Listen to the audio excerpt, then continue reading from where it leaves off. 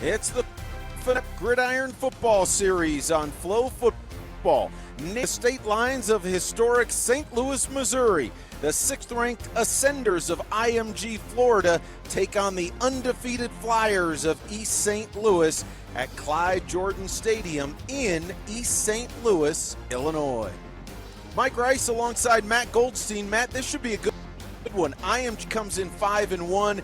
East St. Louis trying to close out a regular season. The Flyers are 8-0.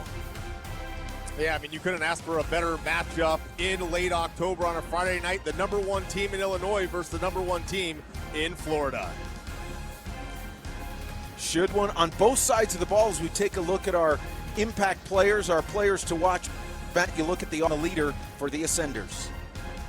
Yeah, Ty Hawkins. He's your prototypical dual threat quarterback, a 4-star kid who is committed to SMU, ranked number 25 in the state of Florida, and he does it with his arm, averaging 127 yards a game, 9 touchdowns, no picks, but he also does it with his legs, averaging 43 yards per game on the ground and 5 touchdowns. Offense for the Ascenders, defense for the Flyers, Matt. Well, Charles Bass, and he is a stud, 6'2", 190 pounds. He's all over the field, whether he's in coverage, coming up, making tackles. He's the number 14th ranked player in the state of Illinois, and he is committed to Mizzou. 54 tackles on the year, 35 of those solo.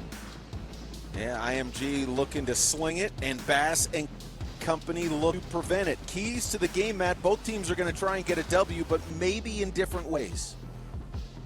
Well, for IMG, their first key is score early. This crowd is going to be fired up tonight, and they need to take them out of it and put some pressure on that stout D of East St. Louis, and then try to make East St. Louis a little bit more one-dimensional. When you talk about a balanced offense, East St. Louis, they can't get more balanced than that. 20 rushing touchdowns, 20 receiving touchdowns, and virtually 50-50 in yardage on pass and run. And for East St. Louis, keep the D rolling. For the last 5 games, the defense has pitched a shutout, helping the team to an 8-0 record, and then control the time of possession. If they can keep Ty Hawkins, who we just highlighted, the quarterback for IMG, off the field, that is going to bode well for the Flyers.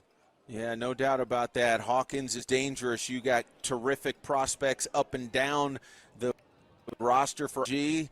There you see the special teams gathering around, and we are just about set for football as the Ascenders will kick it off. And it looks like, Matt, that the Flyers are going to get the first crack with the football in this one. Always to a hot start, especially against the number 3 team or the number 6 team in IMG. Well, in this case, East St. Louis, we talked about the defense. They're only giving up 6 points per game, and as I mentioned, for the last 5 games, pitching shutouts. The other game in there, just 7 points. But their offense, no slouch either. 41 points per game averaging for East St. Louis. Yeah, both of these teams very similar in the numbers as we go. IMG in the white jerseys and dark pants, and clad in blue top to bottom, the East St. Louis. Ready to go at Clyde Jordan Stadium. Our finale on Flow Football Gridiron Series. And this finale is underway, a driving kickoff, and that will bounce into the end zone, and it'll be a 1st and 10 for the Flyers of East St. Louis under the guidance of Kendrick Lyons, a 5'11", 170-pound senior quarterback. 86-24 this year, 1,271 yards, 17 touchdowns, 5 interceptions is all. He goes 159 yards per. Matt was talking about this is a balanced offense for the Flyers, and Lyons is the guy who makes it go. And there you see him, number 8, ready to take his spot under center and get this first play from scrimmage. So important to take care of the football against a team like IMG, Matt. Yeah, I mean, any time when you're having 2 Goliaths match up, it always is going to come down to turnovers and typically special teams to make the difference. A little pass out to the left flat on 1st down. That's caught. Good job keeping the hand down. And Arani Gomeler, the 5'9" sophomore, 2nd on the club in receiving, has a nice play to start it off. Yeah, Go-Miller came into today averaging 50 yards per game, receiving second on the team in receptions. And just a simple route that time, a missed tackle, and good yardage for the Flyers on their first play of the game. 9-yard pickup, 2nd and 1. See about every team work out of the shotgun these days. There's an inside give, and that's going to be a first down and more. And lunging ahead near the 40 is Terry Martin, Jr., who comes in the second leading ground gainer with 330 yards. Look at that, 5'8", 190-pound bowling ball going downhill. Yeah, he runs hard, and that's why he's committed to Kent State. Missed 3 games this season, and he is second in yardage, but he is their bell cow back.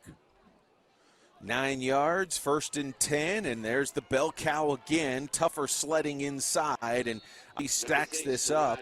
Actually, it will be Sharp, Armad Sharp, the junior, getting the call that time, I think.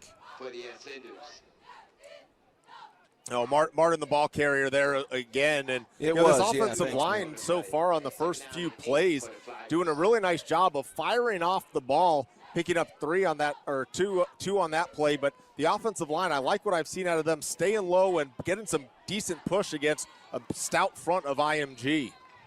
3rd straight carry for Martin ahead to the 43-yard line, and so it'll be 3rd down now as Martin's going to get a blow. He has been the bell cow early on. No surprise there. And again, running the ball, trying to control the tempo, control time of possession, and now you put yourself in 3rd and medium at 3rd and 5, so more than likely a passing down here, but you do have the option with a couple of solid backs in Martin and then Fresh Woods as well. Yeah, Fresh Woods, certainly a talent. And this is going to be a pass over to the right side. That's going to be Sharp down the sideline. First down into a Sender's territory all the way down to the 40-yard line. And that's going to be a gain of 17. Well, and a nice little play getting Sharp out to the flat, and a really nice job by the quarterback Lyons to get it over one of the IMG defensive ends who was jumping up trying to bat the ball away. Big gain for the Flyers. Sharp has 4 touchdown catches this year. First down play, nothing doing. Oh no, a little option play fooled me, and Lyons will keep, and he'll at least get back to scrimmage. Not much more, but oh, it looked for a moment like it was going to be a running back, Martin swap. Yeah, zone read that time, and making the smart decision was Lyons. As if he would have given that ball off to Fresh Woods that time, it would have been about a loss of 3 or 4, and a smart decision pulling it down and picking up 1. So 2nd down and 9 for the Flyers. 8-0 this year under head coach Darren Sunkett, longtime head coach here at East St. Louis. This will be a pass. It may have been clipped at the line of scrimmage. Either that, Matt, or just a miscommunication with the receiver. Nobody in the vicinity down past the 30-yard line. Yeah, Ronnie Go-Miller stopped, and another receiver at the top of the screen kept going. I think Lyons thought he was going to come back for the football, and like you said, miscommunication on that throw, and now the Flyers set up for a 3rd and long, 3rd and 9. Let's see what the Flyers want to do. It's a pretty balanced offense for East St. Louis. They do rush 173 yards a game and 204 yards per game in the passing department, so 377 overall. But a challenge here at 3rd and 9. IMG stacks the front with 5. And a whistle as this play is snapped. And you see Jake Krull, 88 for IMG, Matt. He's a talker. I mean, you see, if you're a social media fan and you follow some of the well-known high school players, Jake's on TikTok. He gives you an inside look on a day at IMG Academy, and he's not afraid to give it to the opponents either. No, and that's the world we live in today, right? Social media, and there's so much that you can do with social media to set yourself up for, NIL. You talk about the excellent IMG program. Look at that, the last few seasons ranked in the top 10 nationally. Number 6 coming into tonight. Tough to beat that. Billy Miller, the head coach has done a wonderful job for the, and if you look at the roster, there are standouts all over the place. Krull, as we mentioned, is a junior. He'll be headed to play on Saturday somewhere after next season. Most of the guys who see time tonight for IMG will be headed to Power 4 conferences to play college football. 3rd and 9 for the Flyers. Lions, pretty good, wants it all, down the middle, and incomplete zone, and flags all over the place towards the back of the end zone.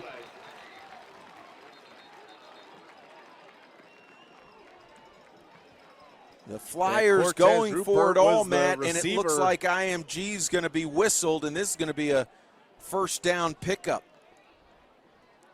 Yeah, pass interference, and Zach Fort got there a little early for IMG, the junior out of Long Beach, California. He's the ranked number 10 in the state of Florida for the class of 26, 4-star recruit, but that time just getting to Cortez Rupert a little bit early in the end zone. Big penalty at 3rd and 9 gives the Flyers a first down.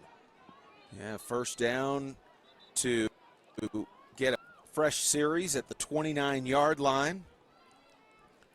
For 3.5 minutes into the game, this will be play 8 of the initial possession as our officials have to talk things over quickly. Rupert, whom Matt mentioned a moment ago, the intended receiver, has a couple of touchdown catches, wanted one there, but they'll settle for the PI.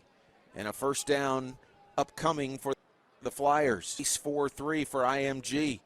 Look out, Lions in trouble. He's going to be hit down at the line of scrimmage. They sniffed that out well. And Preston Carey, big old 99, 6'5", 200-pound junior right there. Yeah, first time for a tackle for a loss, that time for IMG. And again, going with the zone read, and the quarterback Lions keeps it himself instead of giving the ball off to the running back, and Carey there to just pull him down. Well, you talked about time of possession before kickoff, Matt, and so far on this first drive, East St. Louis worked perfectly. 4 minutes into the game, 2nd and 10 for the Flyers on the 10th play of the drive here. Motion man Christopher Bennett Jr. 2nd and 10.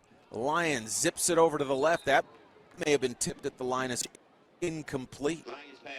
He wanted Ronnie Gomiller again. Yeah, Gomiller that time going down the field further, and the quarterback Lions throwing it short. That's the second time that we've seen miscommunication in the routes from quarterback and receivers. Well, we saw that graphic a moment, all of the tremendous success that IMG has had. We mentioned Billy Miller, 3rd year national coach at IMG, spent a couple years on the staff of the Tampa Bay Bucks before coming to IMG years ago and then becoming the head coach after 8 years in the program. 3rd down, Lions drops the ball. He's going to get it over to the left side, but nowhere to go for Bennett Jr., and he'll be down at the 28-yard line and bring up long. Yeah, Mari Jones coming up and making the tackle, and very fortunate that time. Lions able to get the ball out, and even though it's a loss, it's not a loss as much as it could have been. Nice athletic play that time from Kendrick Lyons. 4th down, Reese Shanklin, the backup quarterback, is the kicker, but it looks like Darren Sunkett, the head coach, keeps that offense on the field. 4th down for the Flyers. Motion man is Royce Searcy. Lions steps up, flushed, and down he goes back at the 34-yard line. Sacked by Cameron McCaney, the big junior, and IMG takes over on downs. Well, McCaney came into the game for Carey a play ago and did a nice job staying within the gap as Lyons was stepping up. Looked like he was ready to take off running. Great job by McCaney to get his big paws around him and throw him to the ground, and turnover on downs. So a long drive of 12 plays going from the Flyers 20 all the way down to the 35 after the sack, but No points, Matt, and so IMG will get its first crack with the football, and we'll get a look at Ty Hawkins, your spotlight player, the guy you think needs to make it go, and he does. He's been doing a nice job so far for IMG this year, the senior quarterback, originally out of San Antonio and Lady Bird Johnson High School, transferred into IMG, and the senior putting up good numbers. First down, looking, now he's going to take off. Got a little room and slides ahead for a gain 5, maybe 6. Yeah, and that's what Hawkins, it makes him so dangerous. A designed run at the start, but because he slid feet first, it's where the slide starts. They'll only give him 4 yards on that play. The second leading ground game, second leading ball carrier, 256 yards, 5 rushing touchdowns, and 9 touchdown passes. Well, the biggest stat that stands out for me is he hasn't thrown a single pick all season long. And you saw the smarts on the first offensive play. Instead of taking a big hit, you go, you slide, keep yourself fresh as you come up. So, not only smart where he's throwing the football, but also when he's running the ball as well. Yeah, he zips one over the middle, and that'll be caught in Flyers territory. First down as Eric McFarland III, the freshman, comes up with his 4th catch of the year. Well, and for McFarland, there's only 4 freshmen on this IMG national roster, and he's the biggest impact player of a freshman, and great protection by the offensive line up front. It gave Hawkins all the time to look down the middle of the field and threw an absolute bullet in between 2 defenders. Great concentration by the receiver McFarland, and a first down. Gain of 15, make it 16 all the way to the 46. Hawkins will set back. 1st and 10, and he's going to cuts it as a lane, and he gets across the 40 to about the 38-yard line. Boy, Hawkins was determined right there, Matt, to take it himself. Yep, another zone read play, this time for IMG, and instead of handing the ball off, they had a receiver coming in motion, keeps it himself and picks up 6-7 yards on that play. Nice run. Hawkins, a slippery runner, putting IMG in good field position, but a flag down. There is a flag down, and this one will be coming back as IMG on the road tonight try and spoil the perfect season for East St. Louis. This will be marched all the way back to the IMG 44-yard line. So a big penalty there, and this will make it 1st and 18 or thereabouts.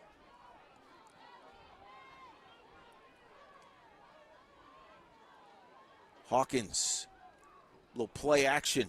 He's got McFarland again, and he ducks down in front of Charles. Good positive pickup, though, on 1st and long, just to chip away and get a little bit closer to the sticks. And that's all that you need to do. You don't have to get it all back on one play with it still being first down. Take what the defense gives you, playing off that time, just a dig route that time for McFarland. And again, showing the accuracy that time, Ty Hawkins putting it right on his freshman receiver's numbers. And now you make it 2nd down and 13. That's a lot more manageable than 20. Let's see if Hawkins keeps it underneath here. IMG with 3, or rather East St. Louis, 3 down linemen. Flip over the middle. McFarland bowls ahead, and he'll be pushed down at the 42-yard line. But again, Matt, a 5-yard pick up. They'll take that, and now it's 3rd and extremely manageable. And that time showing 3, but then bringing 6 that time was East St. Louis, and Ty Hawkins recognizes that, gets the ball out of his hand quickly, and you'll continue to keep picking up 5 yards down the field, and now you put yourself in a 3rd and manageable situation after it being 1st and 18. 3rd and 6 from the Flyers 42. Again, there's that 3-4 look for East St. Louis. Good time for Hawkins, and he's got a receiver over on the left side, and that'll be a first down to Adonis Moyes. The Kansas State commit makes the catch and moves the sticks. How about that? Hawkins navigates through 20. Well, again, look at the time that he has in the pocket to sit back there and get the ball out to his receiver. And remember, this East St. Louis defense, we talked about it, for the last 5 games, pitching a shutout. The game in there, the second to last game they played, only 7 points given up. So this defense has been firing on all cylinders, and IMG right now moving the ball with pretty much ease. First down give to the junior Tyson Park. A lot over the left side. He'll pick up maybe 3 or so. Park 190, the leading ground gainer, 65 yards. Still looking for that first rushing touchdown of the season. Yeah, 4.4 yards per carry for Park. And again, the IMG taking their time right now. We saw East St. Louis, how they were trying to control the clock. And, IMG, very methodical drive, not going for any, deep shots, no chunk plays. It's all been, 5-yard routes, run the football, 5-yard route, but they're moving the ball down the field now. Second down, 7. Hawkins, and he's going to have the play whistle dead. Somebody moved up front, I would think, and it'll be one of the Ascenders. We were talking earlier, Matt. The Ascenders is a unique nickname, and that's what IMG goes with. The Flyers, not exactly common, but I like them both. It's a unique matchup of nicknames tonight. Yeah, I mean, the Flyers, you think of Dayton, the Dayton Flyers, and all the success that they've had in basketball at the college level, but not many Ascenders. And, IMG doesn't really put that out there much, their mascot. Everyone just knows it as IMG Academy. But, yes, they are the Ascenders.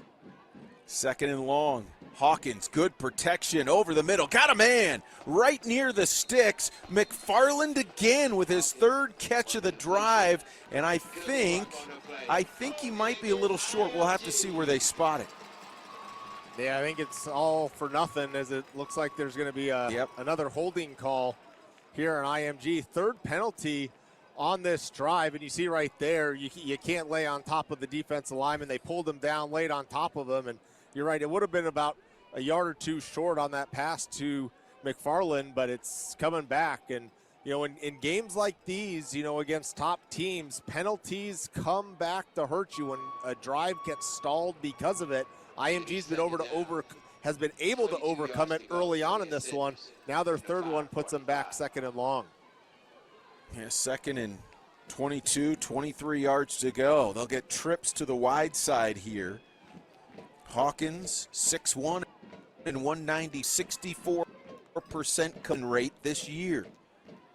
The senior, little play action show, and goes underneath again and has a man to the 39-yard line. That'll be Donovan Alugbade, a senior who's garnering all kinds of looks as well, Matt.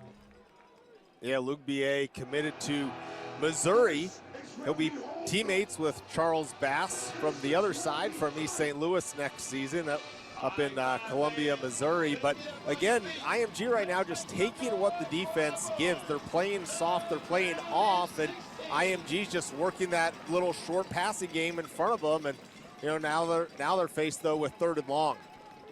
16 to go for the first down. Little swing to the left side. Park gonna pull down at the 35-yard line. Good pursuit right there by Caleb Brown, the sophomore defensive lineman, number 54. He goes about 10 tackles per game. He is tremendous. Well, now you kind of put yourself in no man's land right now for IMG. You're probably a little too far to attempt a field goal, or, do you go for it on 4th down? 4th down and close 12. To punt the ball as well, so they're going to go for it. No less. Yeah. It looks like Billy Miller will try it, assuming they snap the ball. I think they would, and they will. Hawkins on 4th and long. He's going to step up and go deep into the end zone. Caught at the back of the end zone, but incomplete out of back. McFarland came down with could not get the. Yeah, what a perfect touch that time from Ty Hawkins, going back to his freshman receiver, McFarland.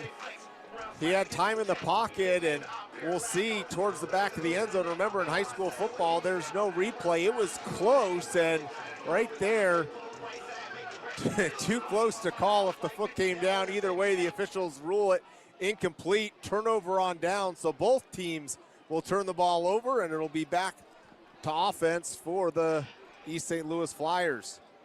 Wow, that right foot appeared to be just beyond or just onto the white end line for McFarland. He's been tremendous. You talked about him, that fine freshman receiver, Matt, but couldn't quite stretch the toe back in play. So the Flyers will get over on downs. Both teams with lengthy drive mentioned, and now the second try here right at the end of the first quarter. Give nothing doing except a lot of white and black, and then on the play fake, they'll go deep, and that'll be incomplete. Boy, those fakes effective, and still 4 seconds left in this first quarter.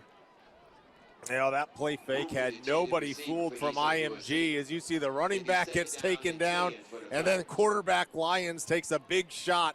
Nowhere to go with that. Give him credit for standing in there, knowing he was going to take that hit and just throw the ball where no one was going to catch it. Incomplete. So 2nd and 10. Lyons will send trips to his left, the bottom of the screen. Now 4 receivers out there as they empty the backfield. Lyons, a little slip screen out to the left side, caught but short yardage, just a couple. Hauled down nicely by Zach Fort, the junior, and that will bring us to the end of the first quarter. Couple of long drives, couple of defensive stops. Not much going as far as the scoring, Matt, but both teams move the ball. Yeah, both teams able to move the ball down the field, but defense is coming up big, getting the stops on 4th downs, turning the balls over. Nothing after 1.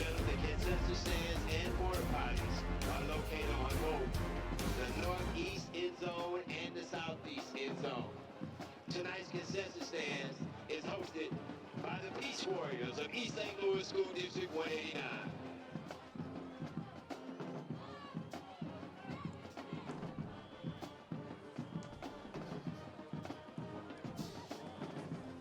Yep.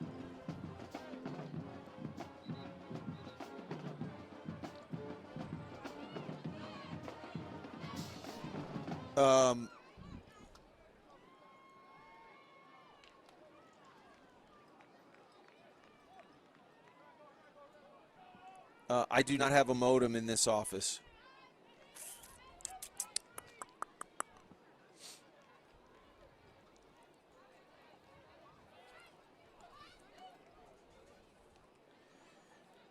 Start of the second quarter, and East St. Louis flips it around. We're now from left to right. Back to pass. Lyons, trouble and pound back at the 25-yard line. Second sack for the Ascenders tonight. Yeah, Jake Krull, the player you talked about, the big social media star that time, making an impact right here on the field, blowing right by the left tackle, getting to the quarterback Lyons and taking him down. And if Lyons had time, the running back that came out of the backfield to the near side of the field had all sorts of space, but Lyons couldn't get the ball out to him. IMG's defense too stout. With his 4th sack of the season, and it'll be a punting situation on 19. Reese Shanklin can't handle the snap, has time though, and still is able to get it off. And East St. Louis avoids a major disaster, and fortunate that Shanklin was able to get the punt down to the 41-yard line. So a punt of 34 yards and no return, a minute or nearly so into the second quarter. Well, Matt, we looked earlier at the one-loss success. How about the individual success for this IMG club? It's been remarkable in recent years. I mean, it is a powerhouse of an academy, and, you know, that's why players go there, as they want to play on Saturdays, but more importantly, they want to play on Sundays, and all the training that they're able to do at IMG Academy obviously sets up a lot of guys for success. Hawkins on first down. They'll give it inside. A lot of blue things up. Absolutely nothing that time. And long. That's Donovan Johnson. Well, and so much is talked about offense, right? And when you look at both these teams' defense, talked about East St. Louis giving up just 6 points a game.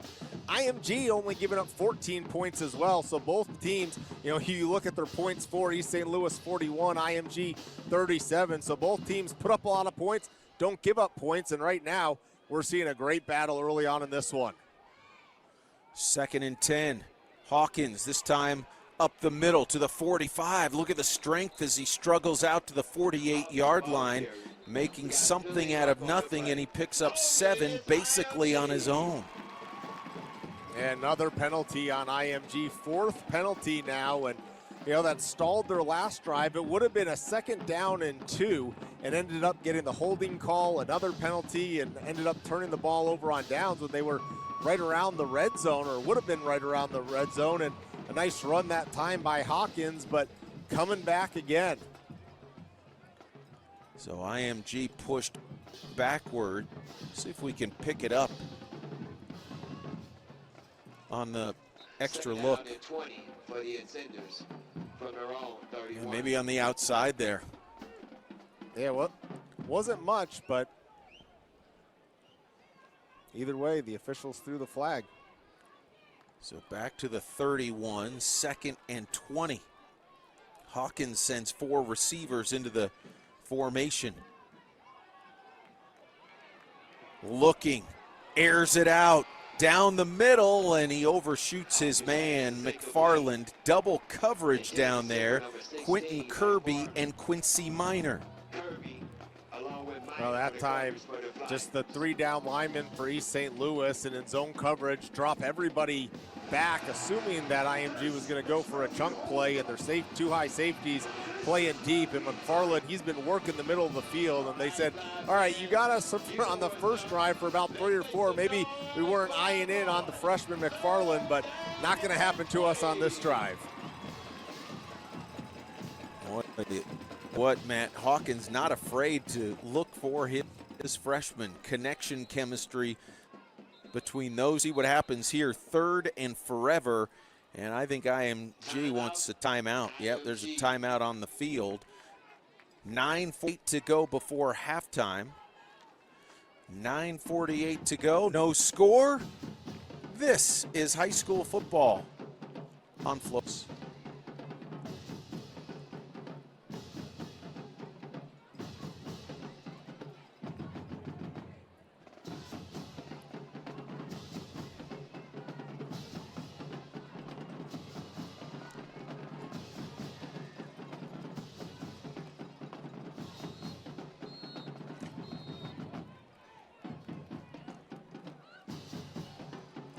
East St. Louis and IMG scoreless. Final regular season game for the blue-clad Flyers. And Matt, that's what you were talking about earlier. How about those last 5 games? Simply dominating. I mean, obviously the defensive numbers, 4 goose eggs there, but you see all those points they're putting up as well. 3rd and 20. Hawkins flushed off to the left. He's going to keep, needs a block, gets to the 40 and pushes ahead to the 42. Wrapped up right there, and that'll be well short of the first. Fresh Woods with the tackle. And you'll give that up all day long if you're East St. Louis, with it being 3rd down and 20 that time. 4 players bringing pressure that time, and forced Hawkins to have to set up and run. But when it's 20 yards of gain after taking the snap and moving back, Hawkins has to run about 25, 26 yards. So come up, make the tackle, and now you force IMG to punt the football. It's going to bounce inside the 30. Raiden Vines, or rather the Flyers will let it bounce and roll dead. Christopher Bennett Jr. was back to try to return the punt, but East St. Louis and IMG in a defensive struggle early in this second quarter. Now the Flyers will get another shot. Matt, they had a good drive their first time, and then the sack derailed them the last time they had the ball. Yeah, and really the big difference early on in that drive, East St. Louis was moving the ball, but then the pressure that IMG started to bring, and they were just blowing by the O-lineman and getting the pressure on the quarterback as it looks like there might be someone down. Yeah, we talked as we look with a break in the action, we talked about the individual excellence. How about some of the commits they have this year? And we mentioned it, Matt, virtually every guy who's seeing time tonight is going to play big-time college football for the Ascenders. All the seniors headed, or most of them anyway, headed on to play on Saturday. Yeah, and, you know, you look at IMG and obviously in the state of Florida, one of the top football states in the country. And, you know, for IMG, they have 10 of the top 100 players in the state of Florida. But, you know, you look Alabama, Missouri, Ohio State, players going to Michigan, SMU, and then Boateng, of course, he hasn't decided where he's going to go. Saw something that he's waiting until December 4th to make his commitment. And, you know, he has pretty much every school in the country offered him as well. And it's not just the seniors for the Ascenders. They have 6 to 8 juniors who are garnering looks from all kinds of prestigious football programs. So the Flyers will start at their 26-yard line, 1st and 10, scoreless game at Clyde Jordan Stadium. Around the right side, Martin puts his head down and runs smack dab into one of the defenders, but keeps on chugging 30-yard line. Well, just Amari Irvin, the linebacker, number 4, had the first crack at him, but Matt Martin said, no, you are not going to bring me down. No, it looked like it was going to be a gain of 1, maybe 2, and then Martin just going backwards, and then also getting some help from Ahmad Sharp, the wide receiver, kind of just wrapping his arms around him, pulling him back, and ends up picking up 5 yards. They'll get a substitution in along the offensive line. Jordan Henderson comes in at right guard. Handoff up the middle, little jump cut, head down, and progress out to the 35 line. That'll be close first, but a little bit shy. Amir Tillman, the ball carrier, the sophomore, 3rd on the club with 284 yards coming in. Yeah, going unbalanced that time, bringing in an extra offensive lineman, and then you had the receiver pulling him block. You come to the weak side and picks up 4 yards. Now it sets up a 3rd down and 1 for the Flyers. Lions will set Sharp up as a wing to the left. Give over to the right side, and Fresh Woods jumps ahead to the 39-yard line, and that will be enough. And a gain of 4, more than enough to move the sticks for the Flyers as they look to establish that ball control tempo once again. That time going to the strong side with the extra offensive lineman, and then Sharp coming from the weak to the strong side as well, and does just enough to get in the way of the defender to allow Fresh Woods to pick up the 1st down. From the 39, hash mark right. Lyons, the senior, play action, zips it left side, too high and incomplete for the intended receiver, Ronnie Gomiller, out near midfield. Yeah, that one just a bad throw from Lyons, rusted a little bit, and who could blame him with the pressure that IMG's been putting on him lately? That time he had the time, and he just overthrew it. Would have been a good gain right around the 1st down marker. Zach Fort, the junior defensive back, was looming too. He's got a pick this year. The Ascenders will line up those 4 D linemen on 2nd and 10. Bennett Jr. in motion. Lions in trouble, hit from behind, the ball comes out, scooped up by Gavin Nix, off to the races, into the end zone, touchdown IMG. Strip What a sack play and 6 for the defense.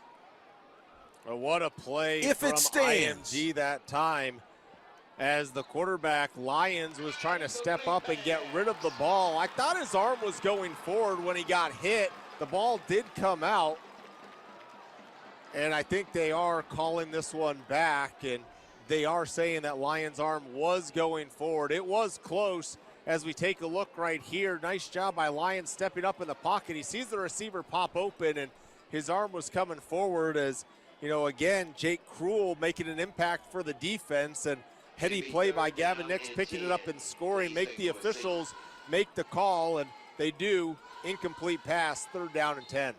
Oh, I think the Flyers may have caught a massive break right there. That was very close. From the 39 now, Lions, I think somebody wants a timeout here as we have a break in the action. 6:53 to go, second quarter. Nothing.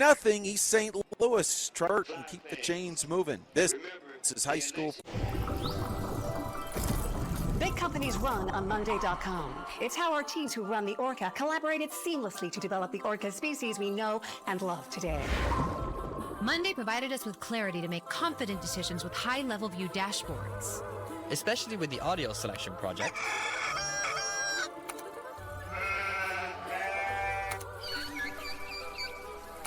That's streamlined in Orca. Streamlined work for whatever you run. Start your free trial at Monday.com. On Flow Sports.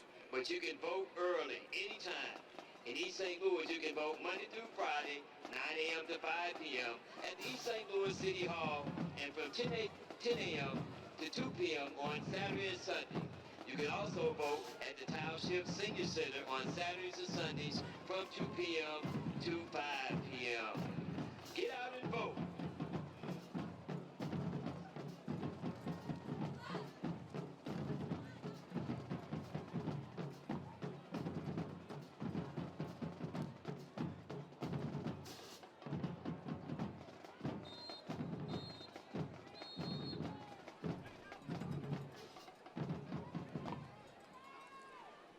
Both teams still looking for the first points. East Louis in the blue, IMG in the white and black. 3rd down and 10 for the Flyers.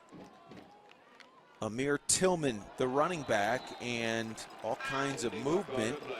I think IMG will be the guilty party here. There were like 3 or 4 guys who were jumping across the line, but let's wait for the official signal.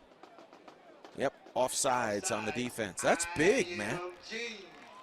Yeah, that time Lyons just clapping his hands once again and then going to look over to the sideline to change the play call. And IMG, the whole team jumps, and obviously they saw the linemen start to move, but they were just standing up.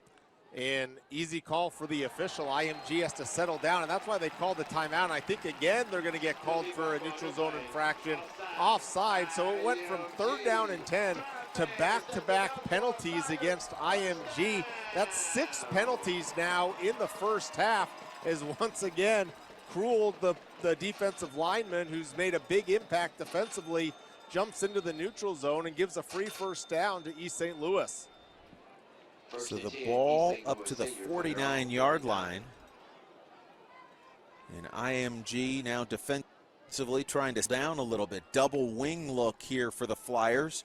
And this is a give around the right side with a bit of an alley. And all the way into Ascender's territory. And a late flag coming in as Amir Tillman scampers for 9. And they might get an extra 15 here, Matt.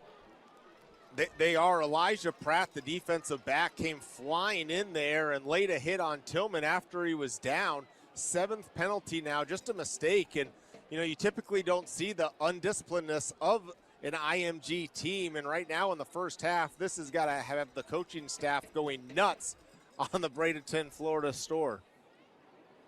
Oh, no flag. They're gonna pick it up. They are going to pick it up. It'll still be a good gain. It'll be 2nd down and 1. There's the hit. And it's right here. I mean, I think IMG is lucky that they are picking that flag up. And, you know, you could say maybe it's a a gimme for the other one when it could have been ruled a fumble, picked up for a touchdown. That one looked clear as day as a late hit. So 2nd down and 1 for East St. Louis. From the 43, again, back to the running game. There's Martin around the right side, bumped out of bounds by A.J. Marks, but a good pickup. And this running game for East St. Louis, Matt, can be effective. We mentioned it earlier, 173 a game on average.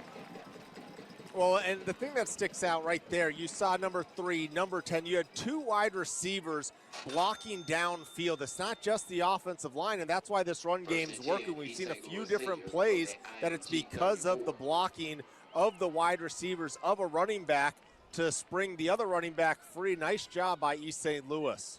8th play of the drive, 1st down carry again. This time Woods around the right side, running into the boundary. It's to the 29, but a quick pickup of 5 yards. They'll take that all night long. And it's, again, Armand Sharp, who's playing in the wing, a wide receiver coming around, making a block for the Flyers, and then IMG losing containment. The running back's able to get to the sideline, turn up field, and you're right, you'll take 5 yards every single play, continue to just eat this clock. 2nd and 5. Lions working with those wing backs, receiver to either side. Play action, has time, airs it out to the end zone and overthrows his intended receiver, Bennett Jr., who had 2 DBs, one on either side of him. Yeah, Bennett had a couple steps that time. It was a long play to come up. As you can see, play action right here. He holds the ball, has the receiver come open, and really after that first drive, Lions was a lot more accurate, and then as soon as IMG started getting pressure on him and hit him a couple times, we've seen the inaccuracy coming along. And on the season, Lions a very accurate quarterback, just under 70% completion, but definitely rattled right now in the passing game. So 3rd and 5. And a timeout taken by the Flyers. It has been ball control. It has been defense. Nothing, midway through the 2nd. This is high school football on Flow Sports.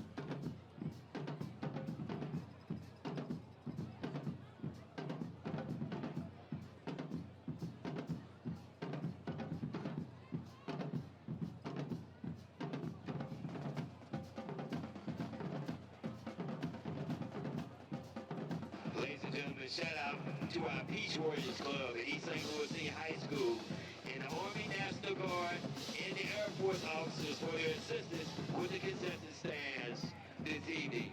Thank you.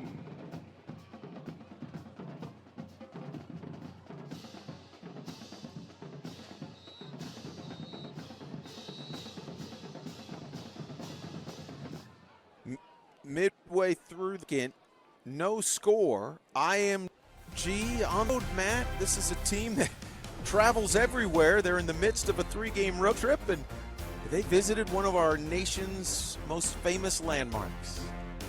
Yeah, the St. Louis Arch, and why not? Not only are you traveling to play football, but being able to see things all across, the sights and sounds across the U.S. Bennett Jr., 3rd and 5, weaving his way through traffic, picks up enough for the 1st down. Not quite to the 20, but close to that red zone. Nice job after the catch. Yeah, again, you see the screen, and then look, you had 4 players downfield, 3 linemen firing out there, a receiver, and it allowed him to get enough yardage to keep this drive going. From the 2, again the right side, and now cut it to the inside is Tillman, and he'll get it to the 18-yard line, but again, about 4 on 1st down. That's the 11th play of the drive, Matt. It started way back at the East St. Louis 26-yard line. And remember what has contributed to this drive staying alive? It's been penalties again on IMG. They had East St. Louis at 3rd and 10, back-to-back offsides penalties, really kept this drive going. And right now East St. Louis has done most of their damage on the ground. Not there. Trayon Martin running right into Amari Irvin, the 6-foot sophomore linebacker who goes about 7.5 tackles per game. He's their leading tackler, number 4.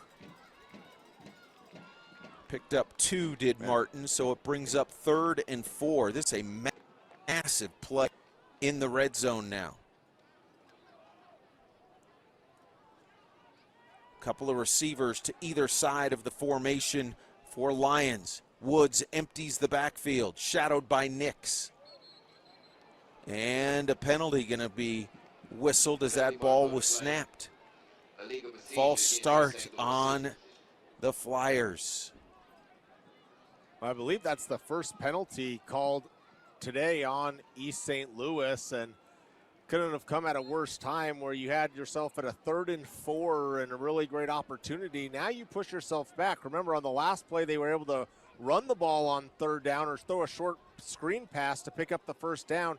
Now you have to change your play call, and a little confusion right now for East St. Louis, subbing players in and out.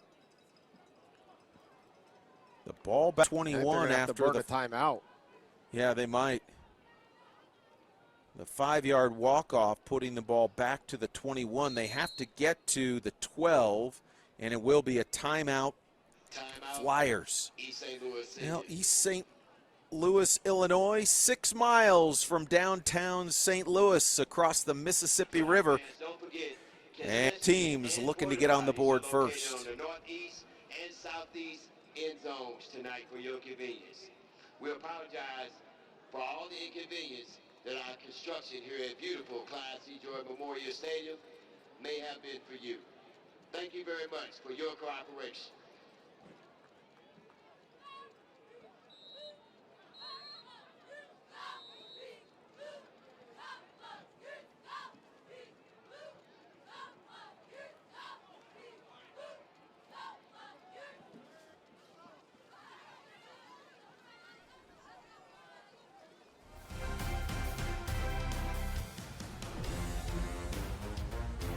Gordon Stadium, just a stone's throw from downtown St. Louis and Ballpark Village. Busch Stadium, the home of the St. Louis Cardinals. What a setting for all kinds of sports. What a sports town St. Louis is. Now, again, a break here. A timeout for IM Piers. Matt, there's a flag down, too. So let's see if it was a penalty or a called timeout.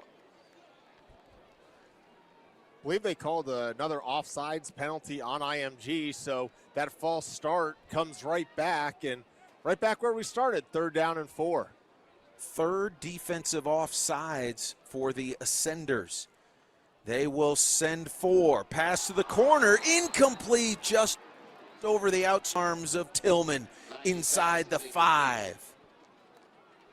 Yeah, Tillman really the 3rd running back on this Flyers squad and getting a lot of action on this drive. And again, Lions this time facing the pressure, knows he's going to get hit, and the ball just out of the outstretched arms of Tillman. And now decision time. Do you kick the field goal here? You're well within field goal range, or do you go for it? And right now it looks like they're going to keep the offense on the field. Yeah, from the 16-yard line, it'd be about a 4-yard field goal, maybe 33. 4th and 4, time for the Flyers to try it.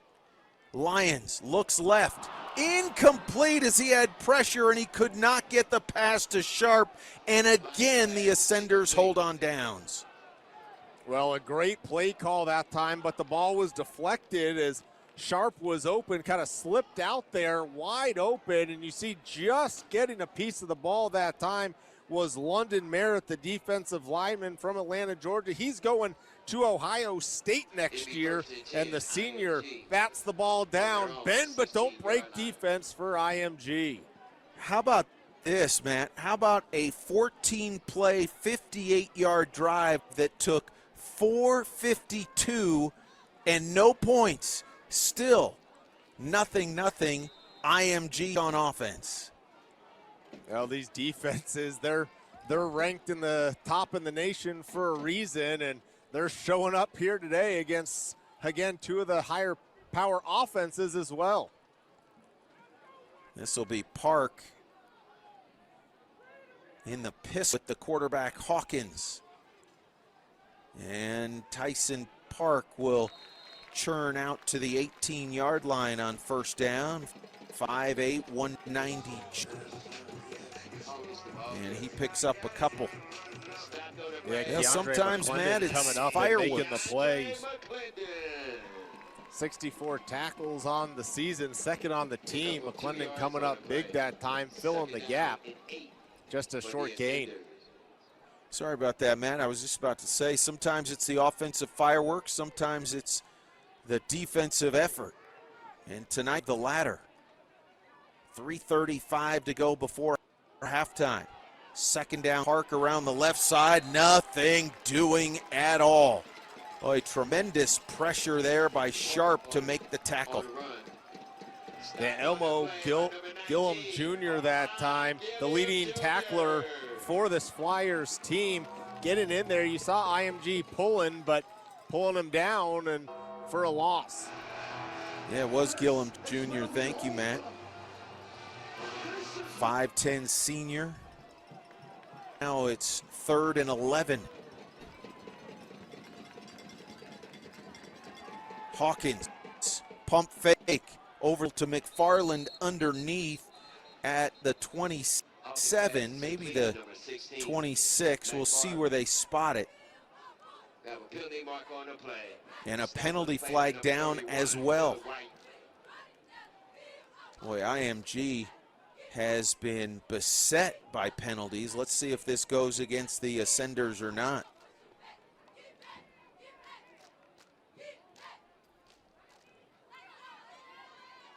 Really no indication at this point.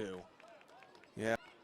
I think it is going on IMG, and I think they're looking at the spot right now is, do they bring up 4th down, or is it 4th and so short that you want to just move them back as a legal man downfield is the call, and we'll see if it is accepted, and it looks like they are going to accept the penalty. So either IMG picked up a 1st down, or it was very close that East St. Louis says, hey, we'll move you back and live to see another play.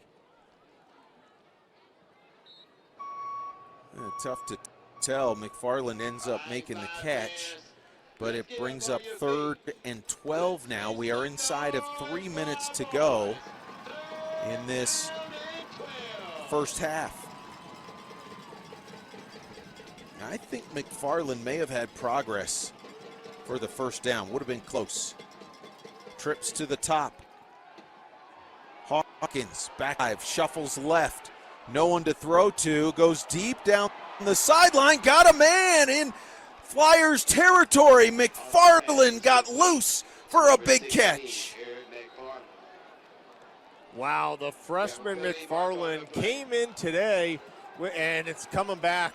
Another flag on IMG. And that's 9, to my count, 9 penalties as a holding call. And you know, at first it was great coverage by East St. Louis down the field, and that's why Ty Hawkins had to continue to move his feet and move outside the pocket. So right here you see good blocking there, and then I think right there they're getting the call on the tight end with the holding call as Hawkins rolls out of the pocket, made a great throw downfield, but all for nothing, and IMG just continuing to hurt themselves on both offense and defense with penalties. I guarantee you, I would not want to be in that locker room when the coaching staff has conversations around that. 3rd and about 19. That was a gain of right around 45 yards into Flyers territory. Let's see what IMG wants to do on 3rd and forever. From the end zone. Happy feet, look out for Hawkins. Now he's going to dip to the right. Clogged up, and he'll be brought down at the 12-yard line. So good contained by that Flyers defense. Well, for a moment, Matt, you snapped the ball into the end zone, and, man, Hawkins was under some pressure. Yeah, stepped up and then thought about going backwards. You saw the East St. Louis defender right there. Good coverage downfield. Again, nowhere for him to go with the football, and has to just tuck the ball, get whatever yardage he can get to give his punter a little bit of room. But East St. Louis, with under a minute and a half to go here in the second quarter, is going to get great field possession potentially after this punt. Christopher Bennett Jr. is back deep. Line of scrimmage 12-yard line. You can see by the formation, the Flyers taking nothing for granted, even though a fake punt here would be almost unfathomable. The Flyers will make sure and keep IMG honest, so to speak. Miller right now just trying to run off as much time as they can with the play clock is IMG, and I would assume they're going to burn their final timeout when the play clock hits 1, or do they let it go all the way down and take the 5-yard delay of game penalty? Billy Miller, the head coach for IMG, into Bradenton as assistant head coach and special teams coordinator for the Ascenders. He had some experience on Greg Schiano's staff at Rutgers, a year at Holy Cross. Special teams is in his blood, so they'll keep the ball there at the 12 on 4th down.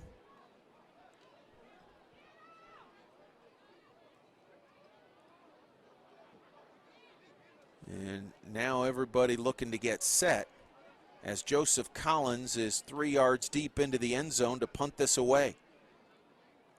Not much of a rush. Bennett waving everybody off. It's a short kick. It's going to bound amongst a bunch of bodies. Doesn't touch anybody, but it rolls dead at the 32. So only a 20-yard punt. And Matt, with 55 seconds left, the Flyers have a little time, set up in great position. Yeah, you couldn't ask for a better thing to happen. And again, we keep going back to it, not to continue to say the same thing, but the penalties for IMG, you looked like you had a big play down the field, that you had your offense rolling, and then back-to-back penalties. You get down into the depths of your own end zone, and you have to punt the ball, short punt off the punter's foot, and now you give East St. Louis a great opportunity to try to put points on the board before the end of the first half. 1st and 10 at the 32 of IMG. East Louis spending its timeouts earlier in the half. Lions looks right, fires, has a man, little shake move there, and hauled down at the 21, Cortez Rupert. And now the Flyers will hustle to the line after the gain of 11. Yep, remember the clock stops after the first down, so it stops momentarily as they'll line up and try to keep this offense moving.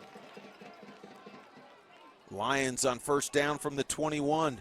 Trips to the boundary side. Fires towards the end zone. Caught at the pylon. Touchdown! Christopher Bennett Jr. with an acrobatic catch. First points of the game coming with 33 seconds left in the first half. 6-0 Flyers. What a catch by Christopher Bennett Jr. that time, right on the pylon. A flag is down. I think it's probably going to be excessive celebration. But look at the blocking by the offensive line, stepping up Lions and going up, making the catch. Miscommunication. You saw the safety and corner go for the receiver who was shorter down the field, Ahmad Sharp, and that left Bennett open. But a great catch, great hands that time from the receiver, the senior Bennett, putting the first points on the board for the Flyers. Man, and as he turned, Matt, the ball came down on the pylon. Kept the feet in and was able to get the touchdown. And now Shanklin will try the point after. Reese, you see him there, 11. They'll have Lions hold. So a dramatic turn of events late in this first half, and East St. Louis look at 7-0. And a whistle as this snapped. Another penalty coming. false start, East St. Louis. One Shanklin on the season, 19 of 21 on PAT attempts, and this will back him up 5 yards. And, you know, every point in this game, the way these defenses have played is going to matter. And, you know, we'll see for Shanklin. Doesn't look like he's attempted, at least from the stats that we have, any sort of a field goal on the season. It's just been nothing but extra points. This will be a 24-yard extra point. Way and good. 7-0 East St. Louis. 33 seconds left in this second quarter. How about after that 20-yard punt, a 2-play 32-yard drive in 22 seconds with timeouts? Well, I said in these type of games, right, it's going to be turnovers and special teams, and you know, throw penalties might as well have made it a turnover with how big of a loss that IMG's offense had to do. And then special teams, you hit a super short punt, just a 20-yard punt, gives East St. Louis the ball, and they're able to capitalize. And, you know, one of the things you got to remember is East St. Louis talked about time of possession, right? Keeping Hawkins off the field. This IMG defense has been on the field a long time tonight, and they are definitely wearing down. Well, that drive was short, but we mentioned the drive before that. 14 plays and 4 minutes and 52 seconds, even though the Flyers didn't score. Go back to first possession of the game, Matt. They held the ball for 5 minutes and 10 seconds, and while they didn't score, to your point, certainly started to wear down the Ascenders perhaps right from the get-go. Yep, long sustained drives that, you know, if you look at a box score, you would say, oh, East St. Louis has got to be winning by a lot, but nope, the IMG defense, give them credit. They've been a bend but don't break on the first few drives, and finally East St. Louis able to break them. Squibber down the middle, and this will be taken by one of the up men and be whistled dead as Donovan Johnson winds up with it, but the knee may have come down when the initial special teamer got a hand on it and tried to smother it. So 29 seconds left for Hawkins. Do they try and manufacture something, Matt? I mean, I think they do. I mean, you have a defense who's obviously played well throughout the first half and all season long, and you have a lot of explosive players. Why not try to spark the offense and gain some momentum going into halftime?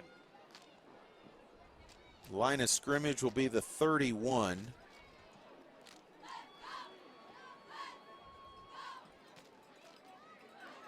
IMG has had the main connection be Hawkins and McFarland. The four receivers gonna fly out into this play. 3-man rush. Hawkins drifts left over the middle and to the sideline. He's got McFarland, ducks out of bounds into Flyers territory with 22 seconds left. That'll be a gain of about 21 yards. Yeah, nice simple play that time as East St. Louis doesn't want to give up the big play, dropping everyone back. And again, good protection from the offensive line allows them to be able to get the play off and move down the field, gets out of bounds to stop the clock. Sit and intercepted over there by the Flyers. Quincy Minor with his first pick of the year and the first turnover of the night stifles any sort of miraculous hopes here late in the first half for the Ascenders. Well, not only the first pick, but also the first interception thrown by Ty Hawkins this season, trying to force the ball to the sticks on the sideline, and East St. Louis playing it perfectly. And now if East St. Louis wants to, they have an opportunity for a couple throws down the field. First, another penalty to sort out. It would appear that this came after the interception, but we'll for the official word.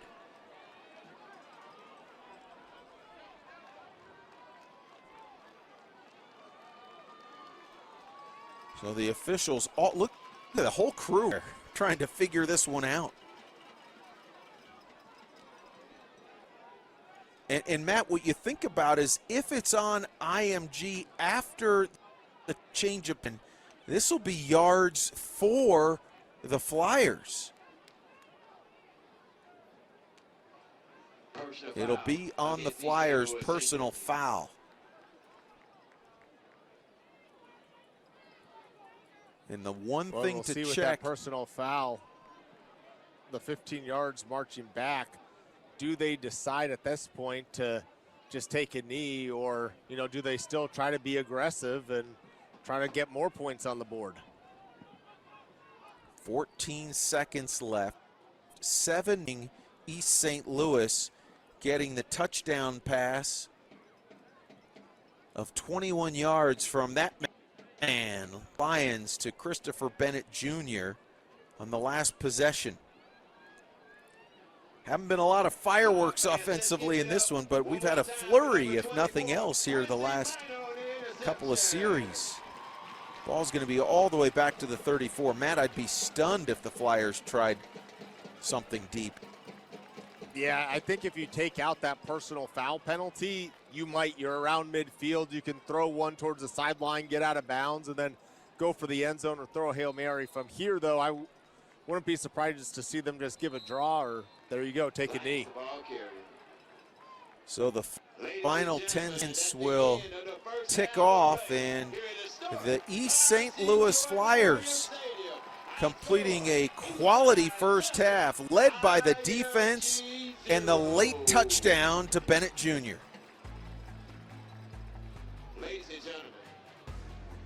There it is as he makes the great catch. Protection, good throw to the corner, going up. Bennett Jr. grabbing the ball, hitting the pylon, and firing up the crowd here in East St. Louis. Please pay attention to the tailgate area on the east side of the tailgate for a balloon release for her son, Jeffrey Sargent.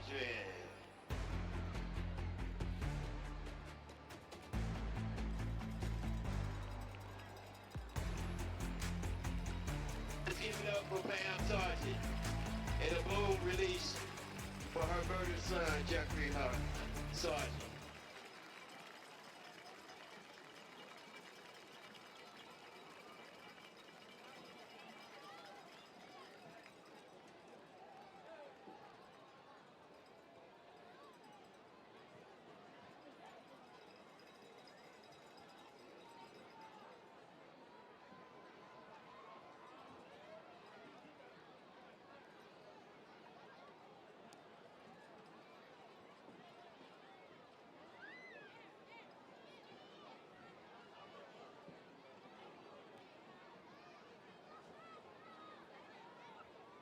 Squads, and offensively both teams able to move balls down the field, but coming up with sacks from both sides, whether it was IMG a couple times on the second drive, another sack here in the second quarter, going after the pressure, and then all of a sudden East St. Louis started to get things going offensively with a couple nice rushing plays, moving the ball down the field.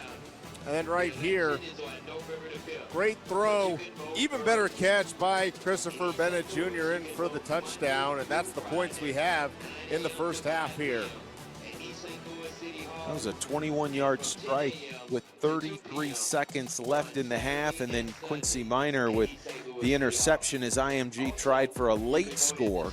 First pick of the year thrown by IMG QB Ty Hawkins, and at the break it is 7-0 East St. Louis. And you talk about a program, we mentioned IMG earlier, Matt, but you talk about one of the heavyweights in Illinois. The Flyers are certainly that. They are. I mean, you look at those 839 wins, and perfect right now on the season at 8-0. Darren Sunkett's done an absolute phenomenal job here at East St. Louis, and, you know, looking for state championship. Number 11 coming into today, ranked number 1 in the state of Illinois, so you like their chances of getting number 11 this year. We talked about IMG and all of the NFL prospects, Power 4 prospects that are on that roster. How about for Coach Sunkett in his 24th year at East St. Louis? 47 former players currently are playing college football, including Luther Burden III at Mizzou, the #1 wide receiver in the country. So, look, Darren Sunkett doesn't have anything to hang his head about when it comes to what his teams have accomplished over the years on the East St. Louis campus. Yeah, no, and I mean, I was fortunate 2 weeks ago to call a game with Luther Burden III in it, and I can tell you he is going to be a first-round draft pick. A lot of mock drafts are already projecting him to be a top 20 pick in the NFL draft, and he is everything with the ball in his hands. He has a ton of speed, and, you know, obviously playing at a very good program like he has at East St. Louis and under Darren Sunkett. And and for IMG in games like today, you know, every single week IMG has that bullseye on their back. So you're going to get your best shot from every single team when you're a top 6 team in the country. Well, East St. Louis, the all-time winningest high school football program in the state of Illinois. And on top, 7-0 over number 6 IMG as we get set for the second half at Clyde Jordan Stadium in East St. Louis, Illinois. Right across the Mississippi River from downtown St. Louis, Missouri. And Shanklin will... Going into the locker room, you know, you'd have to expect right now that, you know, Billy Miller, the message to his team was clean things up. Right? Way too many penalties, unofficially 9 penalties on IMG in that first half. And for East St. Louis, it's continue to do what you've been doing. Control the clock and play stout defense. So Reese Shanklin has it teed, and we are ready to go. The second half is underway. And this will be returned from the 4, dropping it and picking it up and finding a bit of a seam for IMG. A.J. Marks carries it out to the 26-yard line, and that's where the Ascenders will start here in the third quarter.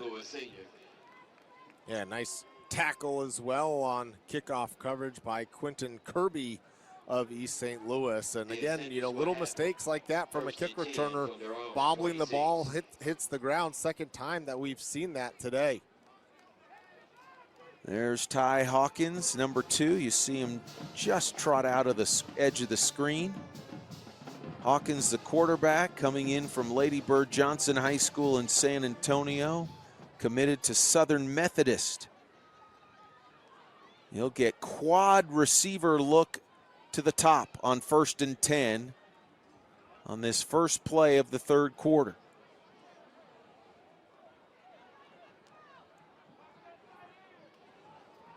Hawkins now has everybody set. Gets the snap. He's going to keep it up the middle. How about that? And he bursts through a bit of a gap and chugs out to the 34-yard line, 8 yards. Yeah, Brett Koloje, the left guard that time, pulling around and lead blocking for Ty Hawkins. There you see big number 66 pulling over a couple players and then also hitting a player as his quarterback was going for second, third efforts. Second down and short. Pass to McFarland sails over his head. He was Hawkins' favorite receiver in that first half. But on 2nd and 2, it's incomplete, and now 3rd and short. Yeah, one of the rare throws that we've seen Ty Hawkins really miss on. Obviously showed the package of the interception right before the end of the first half. But other than that, Hawkins has been pretty accurate throwing the football. That one he just airmailed a little bit, got a little bit too much underneath it. Park in the backfield on 3rd and 2. Hawkins will give it to him, puts the head down, and he's going to be hit down short. Needed 2 and only got 1 to the 35-yard line. 4th and 1 upcoming. Elmo Gilliam Jr. Oh, that time East St. Louis defensively put 4 on the line of scrimmage and then brought 2 linebackers, bringing 6, really selling out for the run that time. And great job filling the hole right there as coming around the backside. I believe that was Elmo Gilliam Jr., once again the leading tackler for this team, and IMG's going to go for it. 4th and 1, a sneak by Hawkins, and I don't know if he got it. They're going to spot it just beyond the 35. Oh my goodness. Both teams saying, we have it. And East St. Louis comes up with a huge stop on 4th and 1 to take the ball back on downs in IMG territory. Well, it takes a lot of guts to call a 4th and short from your own 34-yard line that time, and IMG going with the Philadelphia Eagles look, the old tush push, but not enough push on the tush that time, and East St. Louis stops them dead with great field position. Well put, Matt, well put. So the Flyers now with a 7-0 lead, opening 2+ minutes of this third quarter, have a big chance to go up by 2 scores. This IMG defense will be tested on this drive. First down from the 35 of the Ascenders. Lions in the pistol set. This will be play action. Down the middle, and it's incomplete and a flag down. Intended receiver Cortez Rupert, and it looked like, Matt, the flag came in somewhere around the 10-yard line. Yep, they're definitely getting some sort of hold or pass interference. There it is, holding on the defense, so it'll be a 10-yard penalty, automatic first down for East St. Louis as the penalties continue to rack up for IMG. And East St. Louis going for the gusto after that big stop, going for the end zone, and definitely a hold that time. Easy call for the official. Call on Dominic Kelly, the junior defensive back, going to Georgia in a couple years. From the 25, and there's going to be a flag down. It's a little bit, you talked about it earlier, Matt. This will be another offsides, the 4th defensive offside penalty tonight on the Ascenders. But when those offensive linemen stand up, I think the defensive linemen think, well, they've moved. Yep, it's just a hard count, and you see the quarterback, Lyons, will clap his hand, and for whatever reason, it is throwing IMG off, and you could see the hands on the heads. It obviously was a point of talk at halftime, and there you see a little jump that time holding their ground. But you're right, there's a little bit extra kind of oomph in the standing up that time that could definitely draw the defense off. 1st and 5 from the 20. This is Martin, stood up, might not have made it back to the 20-yard line. 4-5 white shirts all there. Now, that was a team effort. Elijah Pratt right there leading the charge. Yeah, bottling up the inside run that time. Nowhere to go for Martin. I think he's going to lose a couple on that one. So that's a big play on 1st and 5. He'll be marked backwards, as Matt indicated, a couple of yards. 2nd and 7. The only touchdown coming in the final minute of the first half. Lions on the give to Martin. This time he drives across the 20 and pushed down at the 17-yard line. Amari Irvin, also Gavin Nix, the senior, bringing down the ball carrier, but a gain of 5. Yeah, nice hard run that time from Martin as Lions, the quarterback, went back and looked as if he was going to maybe hold on to the ball to throw the ball downfield. A late draw gave the ball to Martin, and now all of a sudden you set yourself up 3rd and short here. Couple of yards to gain to move the sticks. Wingman left is Sharp. And the official, not sure, there's no flag down that I'm aware of. I don't know if this is just the officials trying to make sure everything is set, and apparently that's the case. So 3rd down and 2 now for the Flyers. They'll bring 5, flip over the middle, knocked away and incomplete. At the 10-yard line, sticking the hand in was Major Preston, as Ronnie Gomiller was the intended receiver. And another penalty marker down. And the way that some of the reaction, it looks like it is going to go against IMG, I believe.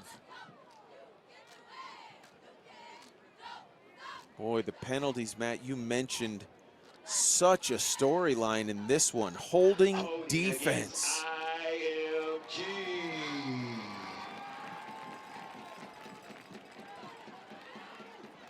Fly fast, that's enough for a Flyer first. Yep, right there. He definitely got there a little bit early, and the call on Major Preston, the senior, headed to Ole Miss next year. And again, the penalties continue for IMG, double digits in the penalty area, and a first down for East St. Louis.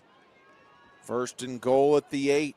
Couple of running backs. Here's Martin, gets hit low and loses a yard, maybe 2. Pratt again there. Kroll there, and also the big man, Cameron McCaney, 6'2", 315 junior. Well, and again, this offense, just again a long, methodical drive after East St. Louis was able to get off the field pretty quickly, and not much going that time. IMG, give them credit, they sealed the edge right there. It was once again Jake Krull making some plays, forcing the running back Martin to have to go inside, where Martin's had the successes when he's been able to break the edge, get to the outside, but Krull did a nice job of containment. 2nd and goal, scrambling, slipping down, diving to the 5-yard line. Lions gets a little bit closer. Amari Irvin, the sophomore, the leading tackler, was right there, a gain of 4. Here you see Lions trying to find someone, and look at all those white shirts around him. He had no choice. It was like a bubble, and he just took off and got whatever he could, and now you set yourself up 3rd down and 5. They need the end zone. Short motion by Bennett Jr. Pass over the middle, knocked away from Bennett Jr. at the goal line. Incomplete as A.J. Marks got the hand in there. Yeah, great play defensively that time. A.J. Marks getting his hand, knocking the ball away from Christopher Bennett. See a little spin and then back inside. Not much on that ball, and that's what allowed Marks to be able to get his arm in there, knock the ball away. And now a decision time for East St. Louis, and again, they're going to go for it. From the 5, 4th and goal, up 7-0. This will be a give, nothing doing. Martin gets stoned at the line of scrimmage as McCaney wrapped him up. And again, we saw a couple times, once in the first half and now on this drive, giving up opportunities for a short field goal. And yes, East St. Louis doesn't have a predominant kicker. They have Shanklin, who's a backup quarterback that does the kicking, but from the 5-yard line there, the way that your defense has played, why not make it a 2-score game? Ball was pretty much center of the field that time for Shanklin. His last extra point was 2 yards further back, even with the penalty, and he split the uprights. But now, trying to be aggressive. But then again, you say, hey, well, you just want touchdowns, and our defense has played great. We're going to put them pinned back towards their own end zone. And on 1st down, a keeper here for IMG as they're pinned back at their 6-yard line. And there's a change at quarterback for IMG as Jaden Wade has taken over for Ty Hawkins, I beg your pardon, is back in. But that was Wade out of the Wildcat look with the carry. 2nd down and 8. Yeah, and Wade's played in 5 games even though he is completing 5 of 5. 2nd and 9. Pass incomplete through the hands of McFarland at the 15. He's a sure-handed receiver, but couldn't bring that one in. Pass is incomplete. Yeah, again, second missed throw from Hawkins as he had the time and put a little mustard on it and a little bit high, got a nice little shot in there after the ball was incomplete by Kirby, but now IMG 3rd down and 9 deep in their own end. Hawkins stands at his 3 to take the snap. Back to the goal line. Over the middle, and that's caught outside the 20 by McFarland, and that'll be a first down and a gain of 15 yards. Melvin Sledge the third with the tackle. Well, that time McFarland working the middle of the field, and he gets matched up against a linebacker, Taylor, and just slipped behind him, and a great throw that time from Hawkins to get out of the depths of their own end zone as that ball's almost fumbled, and fortunate to land back on it. Yeah, there was a momentary gasp as that handoff nearly didn't happen. Trenard Roberts finally did get the handle. Loss of 2 yards on the play. Yeah, Roberts a big-time player for IMG. He's just a sophomore, but he's ranked the #1 player right now of sophomores in the state of Florida. Fortunate that wasn't a fumble. 2nd and 12. Hawkins brings the snap down, give, and rumbling across the 25, and that's Roberts there, and he'll pick up 6, maybe 7. He is 6 feet, 180 pounds, coming in with 138 yards rushing this year. Nice hard run from the sophomore that time. And a nice little cut to the left, and then straight ahead, north-south running. 3rd down and 6 now for the Ascenders. And they'll stack trips to the top and send a motion man, Aglubade. Hawkins looking that way, going high to take it, got the foot down, and Aglubade out across the 30 is going to be close to a first down. It'll be 1st and 10 for the Ascenders. Well, that time working against Charles Bass, and these are teammates next season, Aglubade and Bass, and a great catch, great route, great throw for the first down. Aglubade choosing Missouri over the likes of Florida, Oregon, USC, and Washington. First down give straight ahead, and look out in the clear. Roberts being chased from behind to the 5, and he's in. Touchdown IMG. 67 yards to get the Ascenders on the scoreboard. Well, that shows why he's the #1 player in the state of Florida for the sophomore class. I mean, the way that he hit that hole and the speed that Roberts was able to show once he got to the second level. Look at this tight seam, 3 players from East St. Louis. He ran right through. Nobody touches him into the end zone for the touchdown. Mike Taylor was giving chase, but ran out of real estate. 7-6, and now, Matt, you go back to the decision to go for it on 4th and goal from the 5 and pass on a short field goal try. IMG within 1. Joseph Collins with the extra point up and good, and we are tied at 7 with 4:52 left in the third. Number 6 IMG duking it out with East St. Louis. It's high school football on Flow Sports.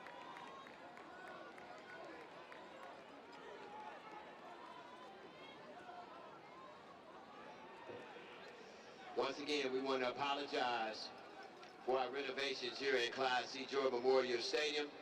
Porta potties are located in both the northeast and southeast end zone here in the historic Clyde C. George Memorial Stadium. We apologize for the inconvenience.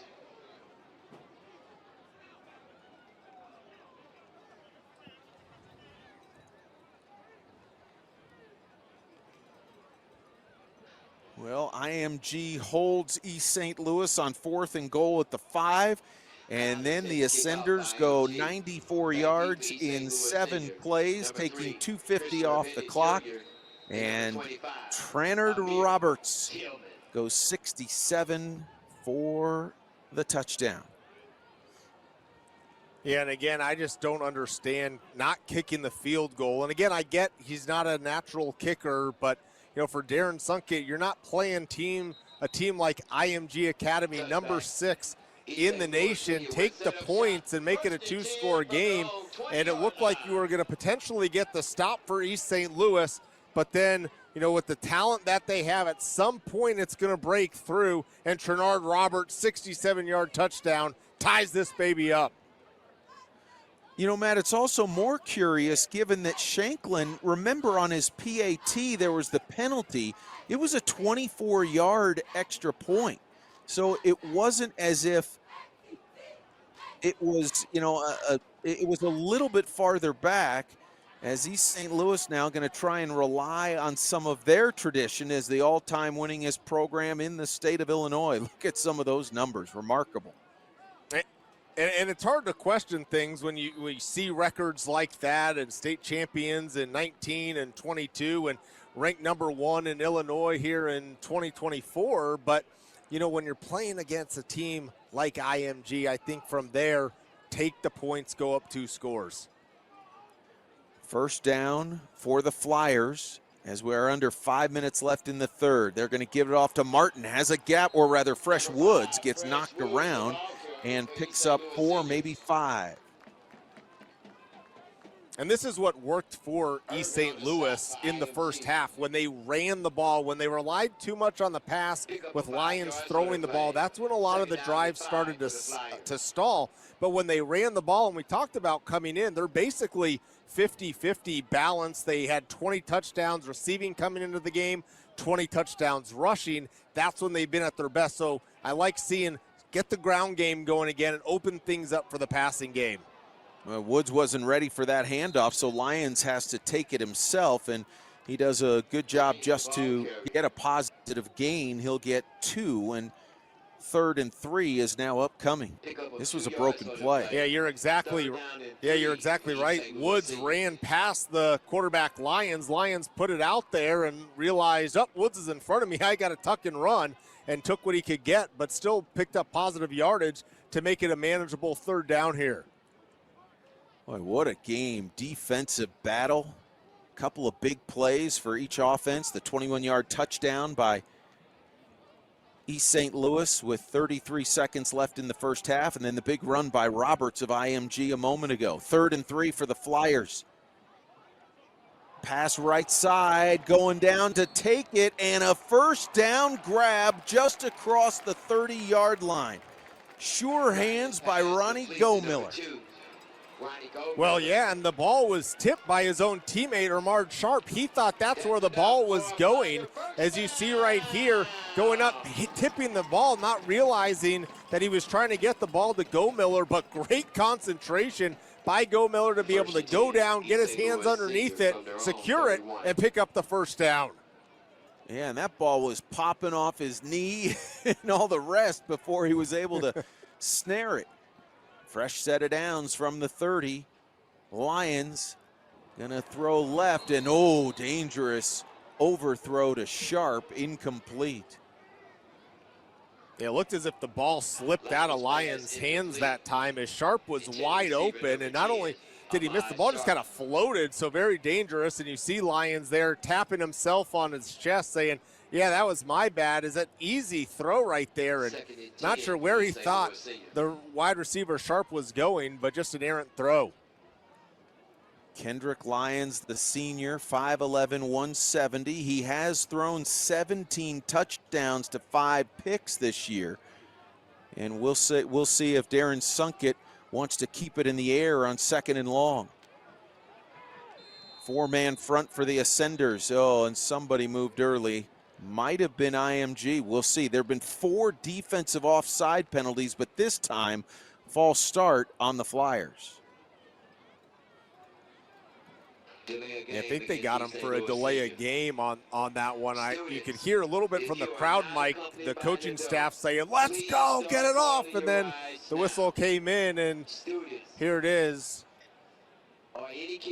Guys trying to get off the line, and either way, false start, delay of game, you're moving back 5 yards, and it's been a pretty clean game from the penalty situation for East St. Louis. Can't say the same about IMG. 4 receivers to the left. They'll throw short. Good grab there by Tillman. Evades one man. Little stop and go move, and he is out of bounds shy of the 40-yard line. But that'll be a nice pickup of nearly 13, 14 yards. That looked like Mike Rice had his dancing shoes on there, battling right on the sideline. Look at him go, tiptoeing around, little double move, shimmy back and forth. Great play that time by Amir Tillman, the sophomore running back. Yeah, I can cut a rug on the dance floor, Matt. Now, come on. That's what I heard. Yeah, well, yeah. From the 38, 3rd and 3.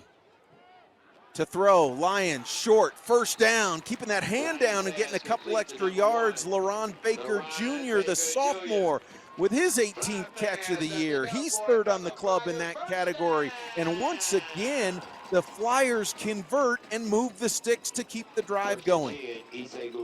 Yeah, first catch of the night for Baker, and that's something that Lions, I think, does really good is he spreads the ball around to so many different receivers on this East St. Louis team, and now they'll slow things down once again. But again, slow, methodical drives. They're not going to beat you with the chunk plays. They're just going to continue to work you down. And again, this IMG defense has been on the field today for quite some time with how long some of these sustained drives have been.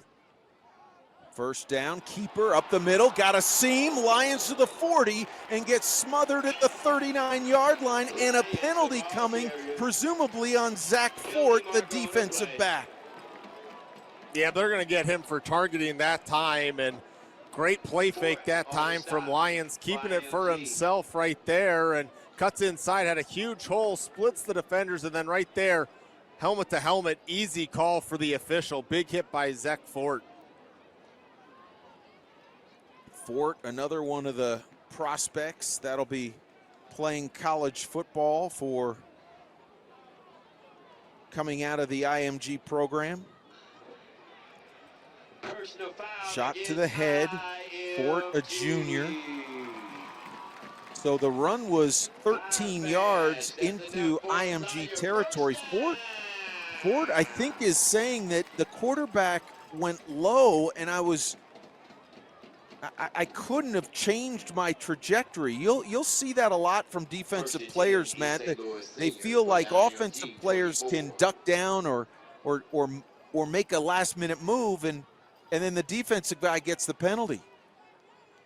And it's hard. I mean, you're moving at the speed that they are and going down, trying to tackle someone, keeping your head up so you're not getting injured. And it's just unfortunate sometimes that happens, but especially, not anyone carrying the ball, but when it's the quarterback, it's going to be extra cautious. On first down, Lions get short yardage. This is the 8th play of the drive that started back at the East St. Louis 20 after the IMG touchdown to tie the game. 2nd and 9. Pass right side, and that is caught out there at the 15-yard line. What a grab by Christopher Bennett Jr. with the defender flashing in front. Yeah, again, a ball that looked like it just floated. It was a little slow getting out there, but a great grab, slipped, comes back, makes the catch. Great concentration. Bennett, the player, of course, who had that touchdown that came down on the pylon in the final minute of the first half, and another great concentration catch there. 8 yards, brings up 3rd and 1. Inside of a minute to go in the 3rd. It was 7-0 Flyers at halftime. Roberts with the 67-yard touchdown run.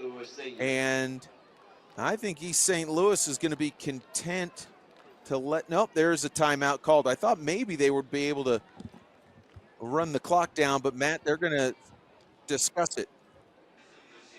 Yeah, they were undecided that time offensively, and they couldn't get the right package onto the field, and eventually clock was going down, and they took the timeout. So first timeout of the second half taken by the Flyers, who are 8-0 this year, the #1 team in Illinois 6A football and the all-time winningest football program in Illinois high school history. And the Flyers looking to complete a perfect regular season and head into the playoffs and try and win another state title that eluded them with a loss to Cary Grove in the championship game last year, 23-20 in a good one.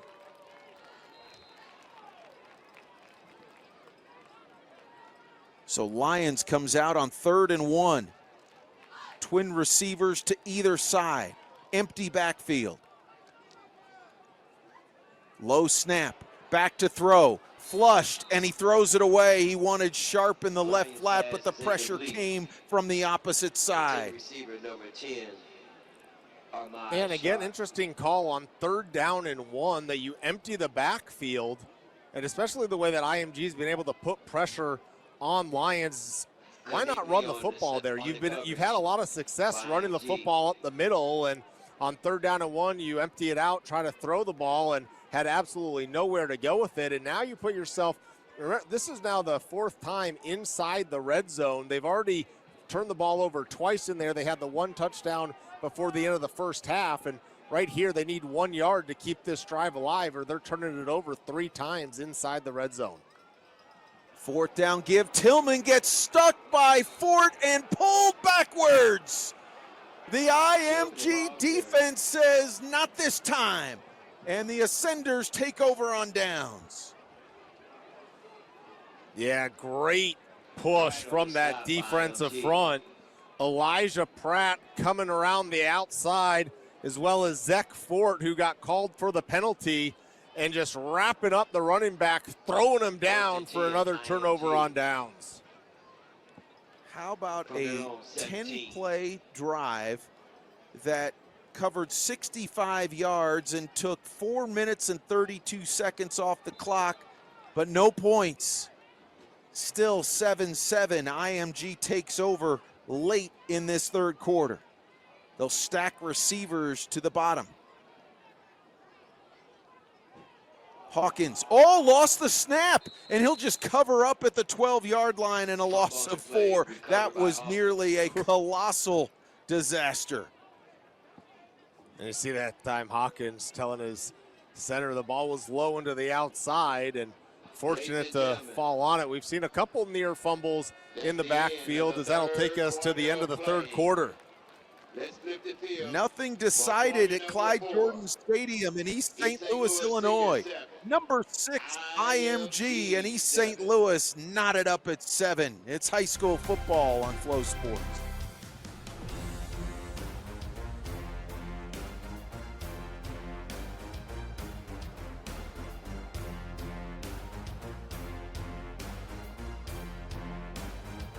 Ladies and gentlemen, porta potties and concessions sponsored by the East St. Louis Senior High School Peace Warriors are located on the northeast end and the southeast end. Also, students. Big companies run on Monday.com. It's how our teams who run the Orca collaborated seamlessly to develop the Orca species we know and love today. Monday provided us with clarity to make confident decisions with high-level view dashboards.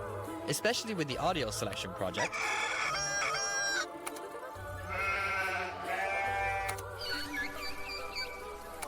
That's streamlined in Orca. Streamlined work for whatever you run. Start your free trial at Monday.com. And any you who are not accompanied by an adult, please call your rides immediately. We will empty the stadium at the conclusion of tonight's game. Please call your ride, students. Also, walk and talk students, there will be no standing on the rails or the fence rails. Thank you.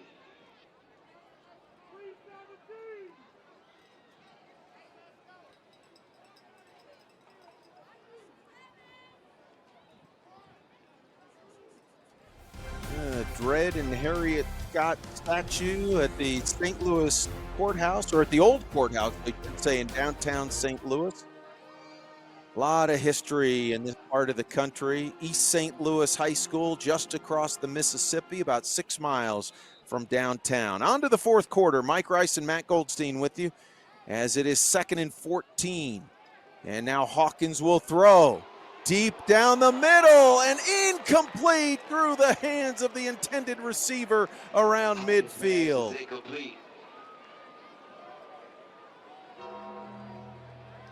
What a throw and almost catch that time from IMG. Adonis Moyes, I believe, was the intended receiver, the Kansas State commit, and just off the fingertips of Moyes. Hawkins right there showing the ability. He dropped that one in there very nicely. 3rd and 14. Deep in Ascender's territory. Trying to work out from the shadow of their own goal line. Now a delay here. Is this going to be a false start? I think so, or a delay of game, it appears. Yeah. Boy, the penalties tonight for IMG, Matt, have been tough. Yeah, they just are continuing to have issues. We've seen 4 offside penalties, a couple delay of games, a lot of false starts to mix in, but 12 or 13 penalties on the night now for IMG. And there's an open man, Laron, or rather for IMG, Donovan Olugbade on 3rd and 19 gets loose for the Ascenders. Well, what play are you going to drop on 3rd and 19? Olugbade, nice double move on the outside that time, coming across the field.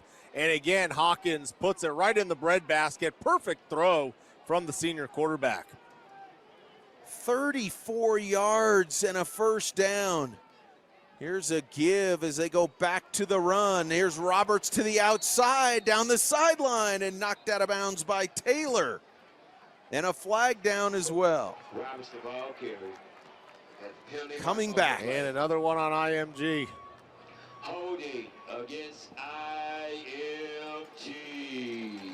Man, oh man.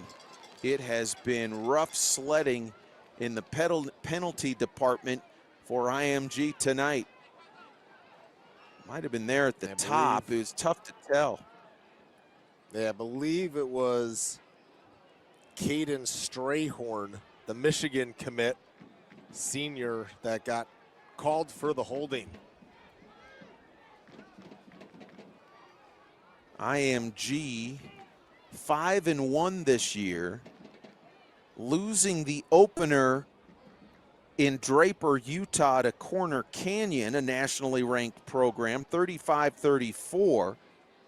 The Ascenders are coming off of 2 straight bye weeks, the last 2. This might be offsetting penalties here. We'll have to see. And then getting back into action tonight, they'll be at St. Francis Academy, a very good program out of Baltimore, next week, and then close it out at home against St. Thomas More from Oakdale, Connecticut on November 8th. The officials trying to sort all this out, Matt. Yeah, not sure exactly what the calls are. The officials taking a long time speaking with the IMG sideline. And they walked it back, and then now they're walking it back forward again. You could see After Billy Miller all was that, barking at his offensive line.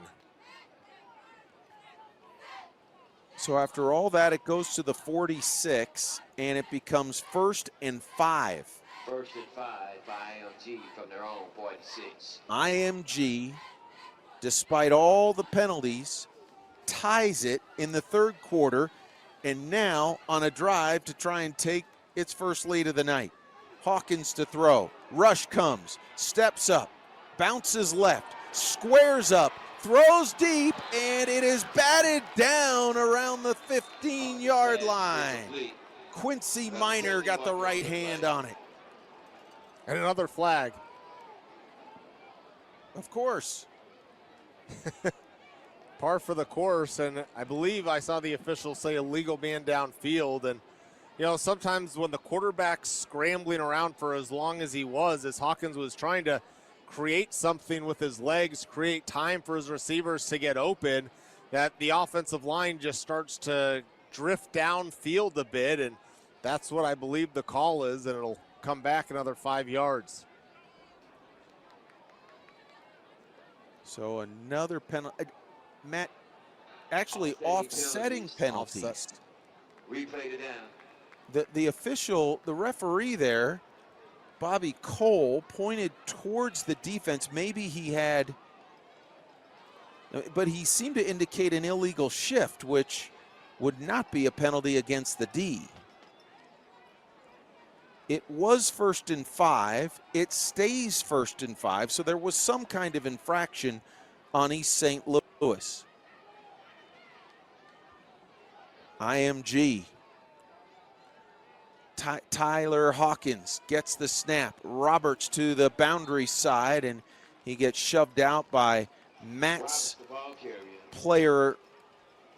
impact player from before the game, Charles Bass, number 0. Yeah, Bass did a nice job getting off the block of Ogbede and then coming up and stopping, pushing Trenard Roberts out of bounds. And ever since IMG's kind of gone to Trenard Roberts in the rushing game, obviously the long touchdown run, but before that and after that, Roberts has got the run game going. The IMG run game was really, other than the quarterback Hawkins, was shut down completely. 2nd and 4.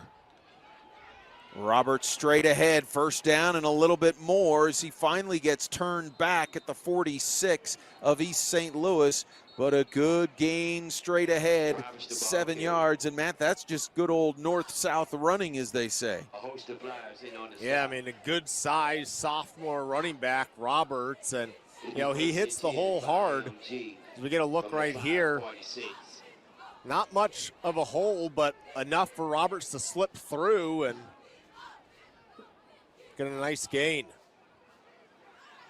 Leon Howard Jr., the junior linebacker, finally getting a hold of that jersey and pulling Roberts back. 1st down play now for the Ascenders. Tight set and a give to Park this time, who lost his footing and dives ahead across the 45-yard line. Wrapped up once again by Howard Jr. And actually, yeah, was Tyson the player Park who was. care. Yeah, Park was the player who really was the primary running back in the first half, came into today with 60 carries leading the team. Roberts had only 23 carries, a lot of, you know, hype around Roberts and what he's going to be in the future, and obviously showing that, but needed a breather, and they bring back in Park, and again, tripping, brought down for a short gain. 2nd and long, they'll stack a couple of receivers, and here's a pitch, in trouble, running towards the boundary and chopped down after a gain of about 1. Not much there at all for Adonis Moyes on the reverse. Yeah, reverse, and then another penalty. Yeah, another one, this one coming on IMG, and you saw the official pointing at his head that it was contact to the head on one of the blocks for, you know, another targeting type call. So we'll see if it's a personal foul, moving IMG back 15 yards if that's what it is. 10:01 to go. IMG has had the ball almost 2.5 minutes after stopping East St. Louis.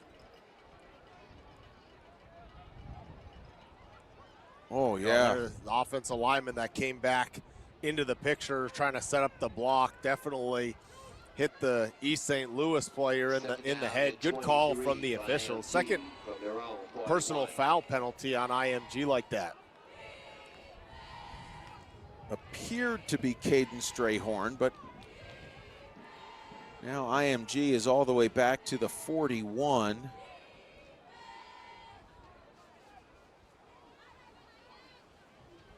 2nd down and 23. Boy, IMG just with big penalties all night long. It's a minor miracle that the Ascenders are tied in this game.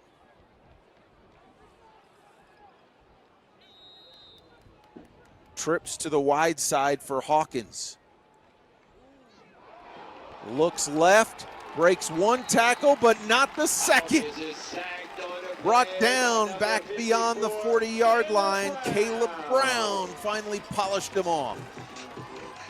Yeah, for Caleb Brown, 3rd sack on the season, and this play was blown up right from the start. When you let a man free, Hawkins was gonna run, and coming up, cleaning things up, Caleb Brown. Big defensive stop right there for the Flyers.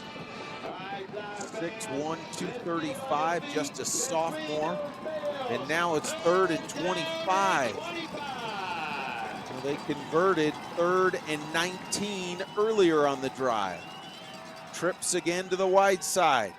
Hawkins steps up, zips it down the middle, got a man, brought down McFarland a couple of yards shy of the first. To number 16. And will they say incomplete, or are they going to give him the catch? They gave him the catch. Randy Johnson. Yeah, going to the freshman once again, and said what play, they got 19 on the last drive to pick up the 1st down. This one about a gain of 19 as well, but coming up, not allowing them to get to the sticks. And see here what IMG decides to do here. They'll call a timeout. East St. Louis burns a timeout as there was some confusion what IMG was going to do. 7-7 our score, a defensive struggle. Game in the balance in the 4th quarter. This is high school football on Flow Sport.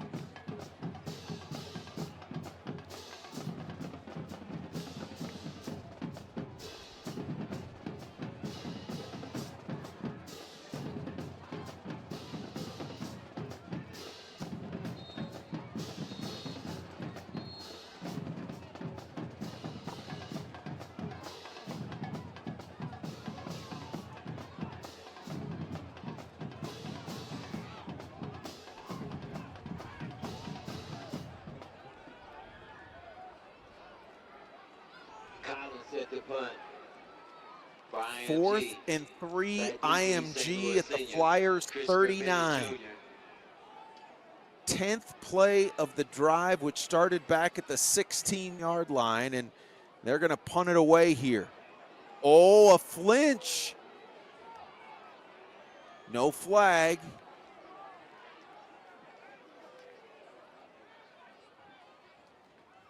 Snap, and Collins will punt it away. Bennett Jr. telling everyone to clear out, and it's down at the 20. So a 19-yard punt, and East St. Louis will start at the 20, Matt, with 8:34 to go. And who's going to have the last drop of offense tonight might be the question. Yeah, I mean, they were trying to get them to jump off sides. They were going with a hard count all the way to the play clock. Went under 5, then they snapped the ball. But again, 2nd short punt. We've seen a punt of 20 yards, and there a punt of 19. Not much change, but I guess IMG saying, hey, we'll put our defense out there. We've been able to play the field position game. And like you said, 7-7, whose team's offense, who's going to have that big play that's going to be the difference? So Lyons comes out, sends 3 receivers off to his right. Pass over to the right side, caught by Bennett Jr. Good move there. Ducks inside, across the 30 and out near the 40-yard line before he's dragged down. Well, on those wide receiver screens, you need to make one man miss, and here's Bennett. Whoop! Makes the guy miss right there, the missed tackle, then follows his blocks, and we've seen Bennett, he's been the playmaker offensively all day long for East St. Louis. A big one getting out of the depths of their own red zone and now driving towards midfield. 19 yards, they'll hand it off and not getting back to the line of scrimmage this time. Boy, that's rough sledding as Gavin Nix brought down his numerical counterpart, Terrian Martin. Right on the stop for IMG. Yeah, Martin, the Kent State commit that time, really hasn't done much. He was injured, talked about that, missed 3 games this season. It's kind of been Laverius Fresh Woods that's taken most of the carries for East St. Louis tonight, but Martin more the power running back that time, but good defense from IMG. Martin came in the second leading ground gainer, 2nd and 11. Another screen over to Bennett, never got there. One of the defenders got a hand on it and batted it down, and now it's 3rd and long. And we'll see the defensive end right there, or linebacker for IMG, London Merritt, Ohio State commit, 4-star senior, getting his hand up and knocking the ball down from the pass attempt from Lions. That's his 6th pass breakup of the season. He leads the club. 3rd down, look out, and down goes Lions. No chance at all there as he got snowed under for the sack.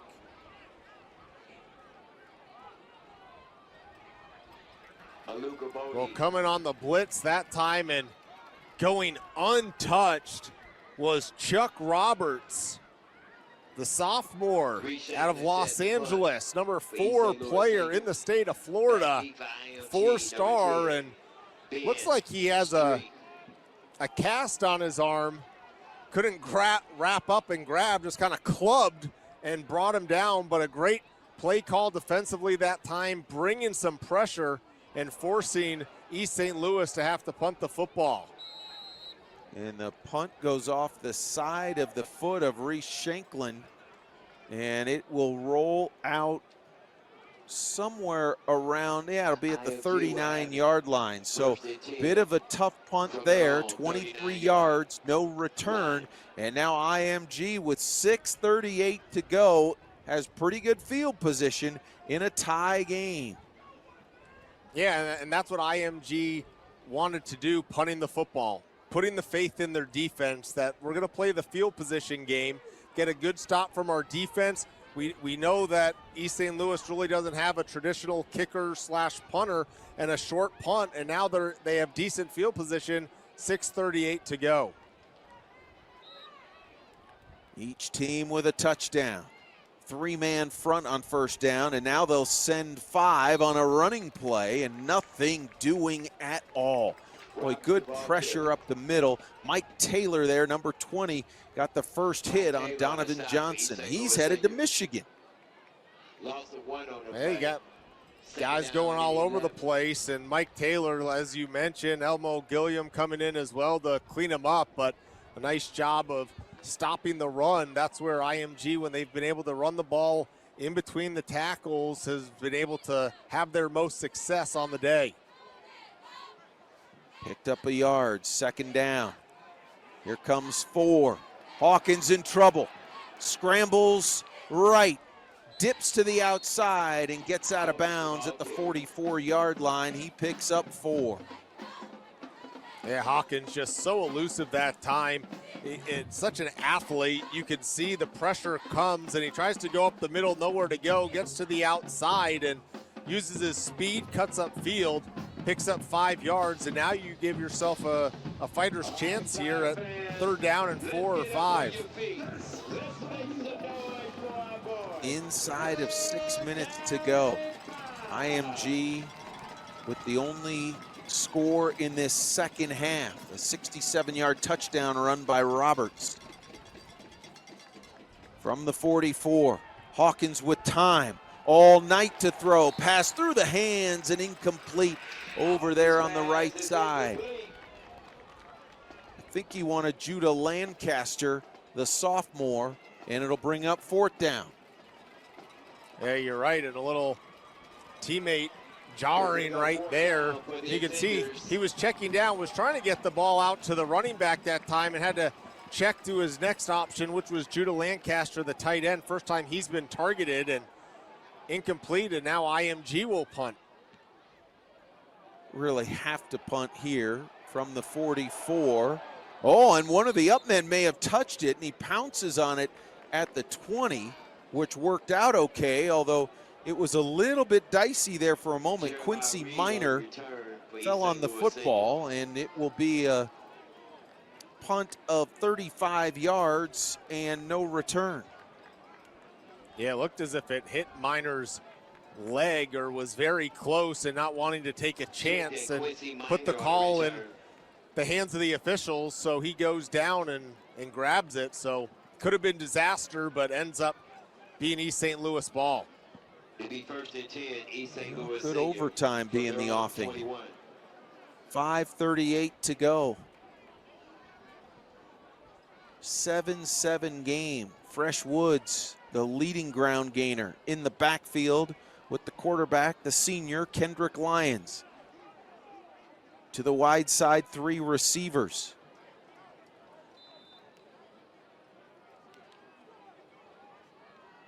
Four-man front for the Ascenders. Pocket collapses and down goes Lyons at the 14. Another sack. Alex McPherson bursting through. Yeah, just absolutely no time for Lions, and it's kind of been feast or famine from that offensive line. They've either protected really well or that pocket has collapsed in 1-2 seconds, and that time IMG all over the quarterback Lions. Loss of 6 on the play. McPherson with his team-high 7th sack of the year. He just stuffs the stat sheet. 8 tackles for loss, couple of forced fumbles. He's broken up a couple passes. 6'6", 245 senior. And now a timeout for East St. Louis. I think they wanted to avoid a delay of game, perhaps, Matt. There's some guys holding their helmets as they come to the sideline. 7-7. Down the stretch we go in East St. Louis. The Flyers and the Ascenders knotted up. It's high school football on Flow Sports.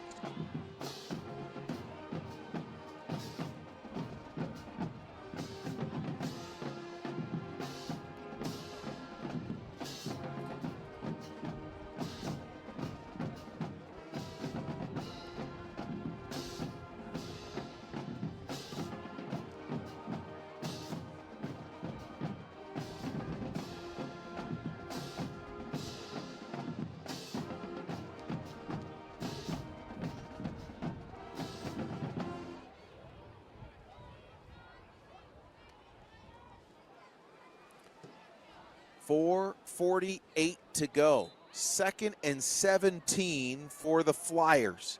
Way back at their own 14-yard line. Little bit of a low snap. Lyons airs it out down the middle. Caught and just tripped up. Cortez Rupert almost broke it the distance. Well, that time Lions had just enough time in the pocket, just enough time to step up and put a little oomph into that ball, and a perfect throw to Cortez Roberts. Look, the pocket starts to collapse. He steps up, puts the ball right in stride to Rupert, and a big, big play, the longest of the day for the Flyers. 42 yards and a first down. A.J. Marks is down for IMG. You see him there, number 13, the 5'10", 150-pound junior defensive back. Meanwhile, the Flyers will huddle up. This was a strike. That's the big play they needed to change field position. And again, Lions had just enough time as that pocket continues to collapse around him, and give the senior a lot of credit to stay in there. He's taken a beating today and had about a half second to get that ball off to Rupert. Good to see right there A.J. Marks walking off under his own power. Lions came in with 1,271 yards passing, 159 yards per game. And that was a big-time play by the senior quarterback. 1st and 10, now in plus territory. Tight formation as they work from the left hash mark. And they got drawn offside again. 5th time tonight.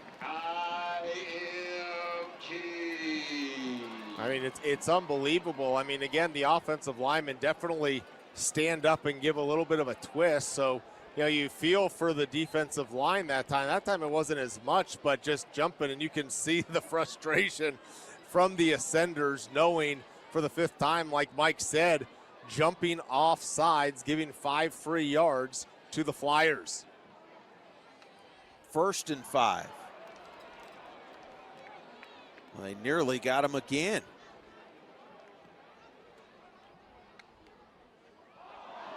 Oh, and now they'll give the yardage back as Sharp, the wingman, was faked out. Legal procedure against E.S.L Louis Senior.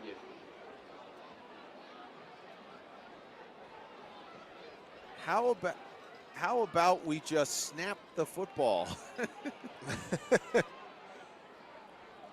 Well, the first one, then they go with the second one, and Sharp just wanted to get off the line of scrimmage a little too early. Back to 1st and 10, inside of 4 minutes to go. Lions with a wingman to either side, wants to throw, has time, launches it deep down the right side, and that is intercepted at the 10-yard line. Cesare Gaylord, the sophomore, takes it away. The sophomore with his 2nd pick on the season, and that's a ball that Lions just kind of forced down the field. They brought in 2 wings to try to get a little bit more protection, but you could see that time Lions really wasn't even looking when he threw the football, kind of turned his shoulder trying to get the ball down the field, and Gaylord goes up, gets the pick, and turns over East St. Louis. First turnover of the game for the Flyers. From their own 10. 1 interception thrown by each of the starting quarterbacks. Hawkins now from his 10 with time and 3 timeouts. He'll keep it off left tackle, and there's going to be a flag that comes rolling in, I think. Yeah, penalty marker down on the short yardage play. Holding of Ascender. I'll tell you what, the public address announcer could have that on repeat. Penalty on IMG as the flags just continue to rain here as a holding call from one of the offensive linemen, and now IMG pushed deep in their own zone. And this is where, Mike, the defense, how stout that it has been for East St. Louis. Can they get through? Can they try to potentially get a safety to be the difference in this one? 1st and 15. Oh, Hawkins maybe on a broken play keeps it across the 5 and will eke out a couple of yards. It looked like he wanted to hand off there, Matt.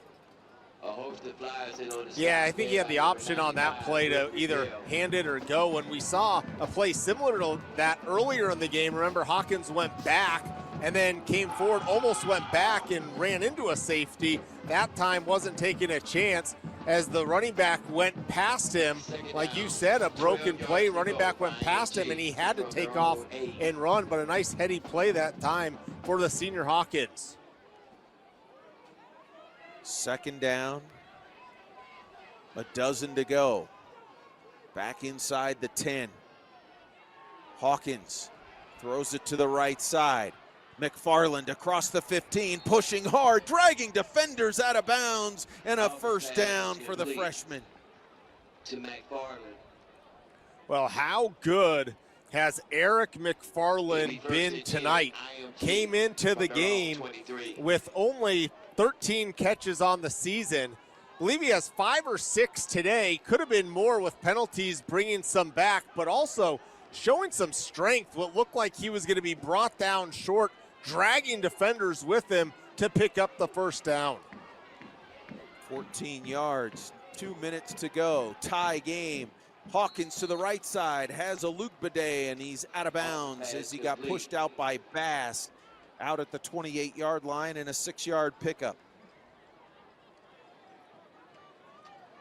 And not to go back to it, Mike, but how big again was that decision?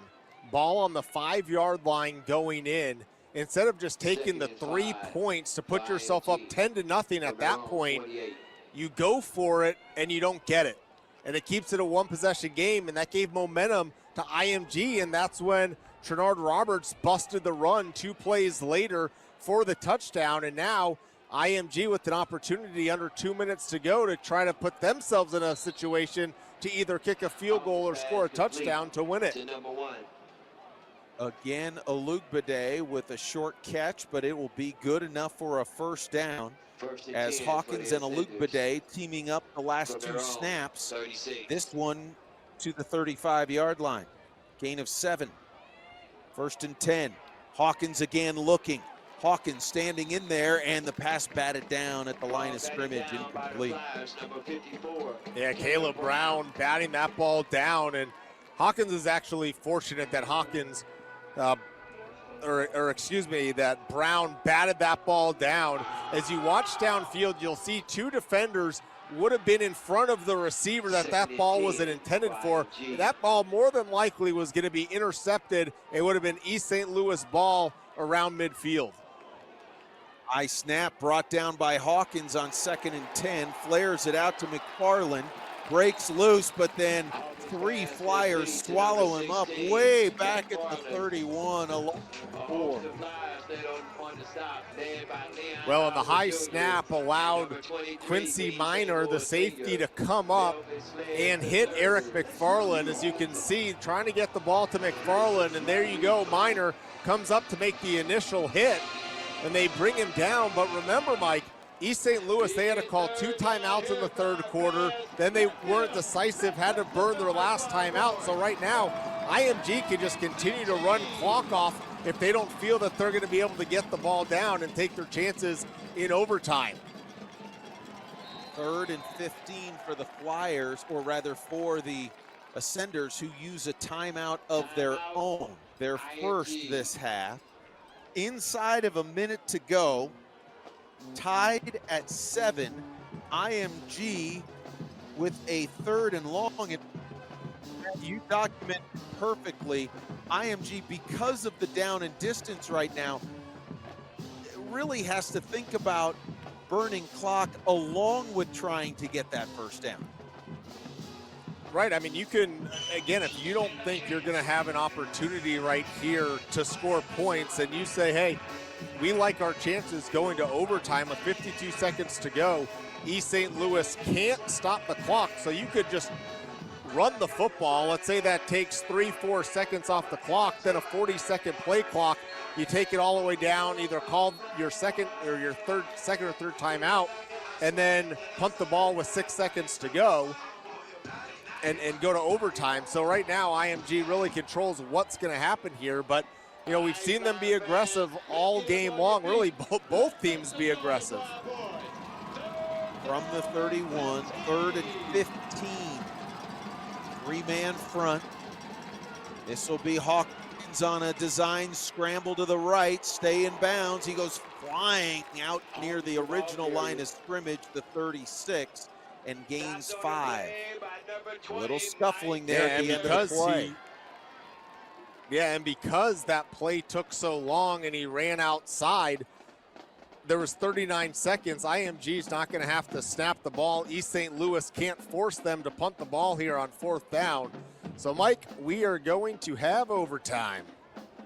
You know, Matt, I think it's fitting after, 25 games or so in the Flow Sports High School Gridiron Series this year. We've got a little bonus in the finale. IMG against East St. Louis. And why not? Two top teams in their state. Number one in Florida, IMG. Number one in Illinois, East St. Louis. Send it to overtime. Wow, 7-7 after regulation. Stay with us. Overtime is next. It's high school football on Flow Sports.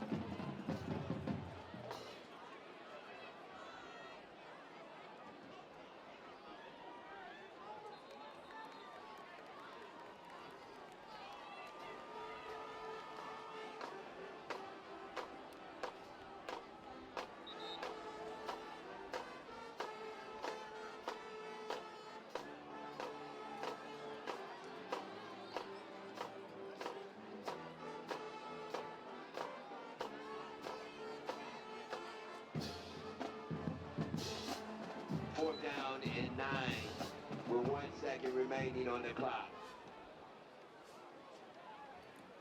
They are now saying 1 second left in regulation, so one more snap and Hawkins will back up and put the knee down finally. And now we are headed to overtime where, Matt, it'll be, as you said, two terrific teams. Number 6 nationally, IMG, while East St. Louis is ranked 44th, but this coin flip is all important before overtime. Yeah, I mean, who's going to go on offense first? Who's going to be on defense? Obviously, in high school, it's not going to matter which side of the field that you're going. There's not the crazy scenes that you have in college or NFL to, try to get some advantage with the play clock. But, I mean, you couldn't ask for a better ending of the Flow football season. Two top teams, defensive-minded. These teams have battled back and forth. It's been, going for it on fourth downs, a lot of aggression, a lot of play calls that, could be. And, you look at IMG, for both teams, you could look at what ifs. East St. Louis, what if we kicked the field goal from the 5-yard line and went up? IMG, what if we didn't have 15 penalties or so? What our offense could have done? And either way, that all gets wiped out now, and we'll play OT. So the officials will get everything set. Once again, IMG 5-1 this year, coming off a couple of straight bye weeks. And East St. Louis closing out its regular season tonight. Right now, 8-0. There you see Gavin Nix in the white IMG jersey to handle the coin toss. Meanwhile, for East St. Louis, Shaman Hamilton, senior lineman, is all the rules of overtime being explained. Each team is going to get a chance with the football, and we're going to try and determine a winner, Matt. In some respects, I mean, anytime you have a 7-7 game, offensively it's been a struggle, but I think you tip your cap to the defenses tonight. Both units have been tremendous. Yeah, IMG, as we get to that, looks like they won the toss. But, I mean, coming into the game, IMG just giving up 14 points per game, 6 points per game for East St. Louis. You figured that something had to give with both teams having high-powered offenses as well, but it was the defenses reigning strong here tonight. So first overtime. IMG wins the toss, and the defensive unit is getting ready to come out onto the field.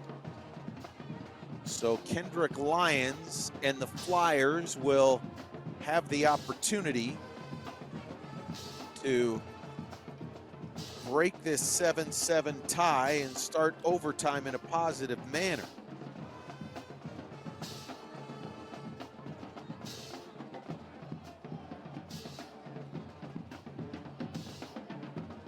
Well, IMG, of course, out of Bradenton, Florida. There you see the 4 minutes.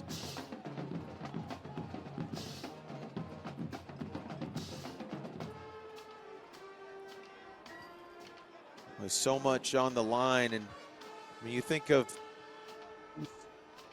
East St. Louis closing out the regular season, but what a playoff tune-up it is for the Flyers. We're going to take a short timeout, tied at 7, heading to overtime on Flow Sports.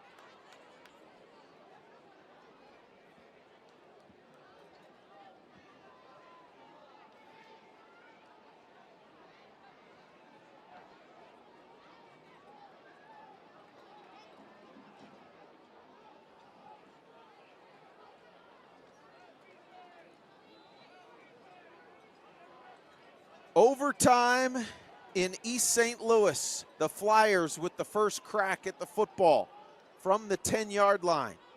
Trips to the boundary side. And now Tillman drops back into the pistol. Bennett Jr. in motion. Reverse pivot. Pass to the flat. Caught by Bennett Jr. Swarmed under right at the line of scrimmage. First one to get there, Amari Irvin.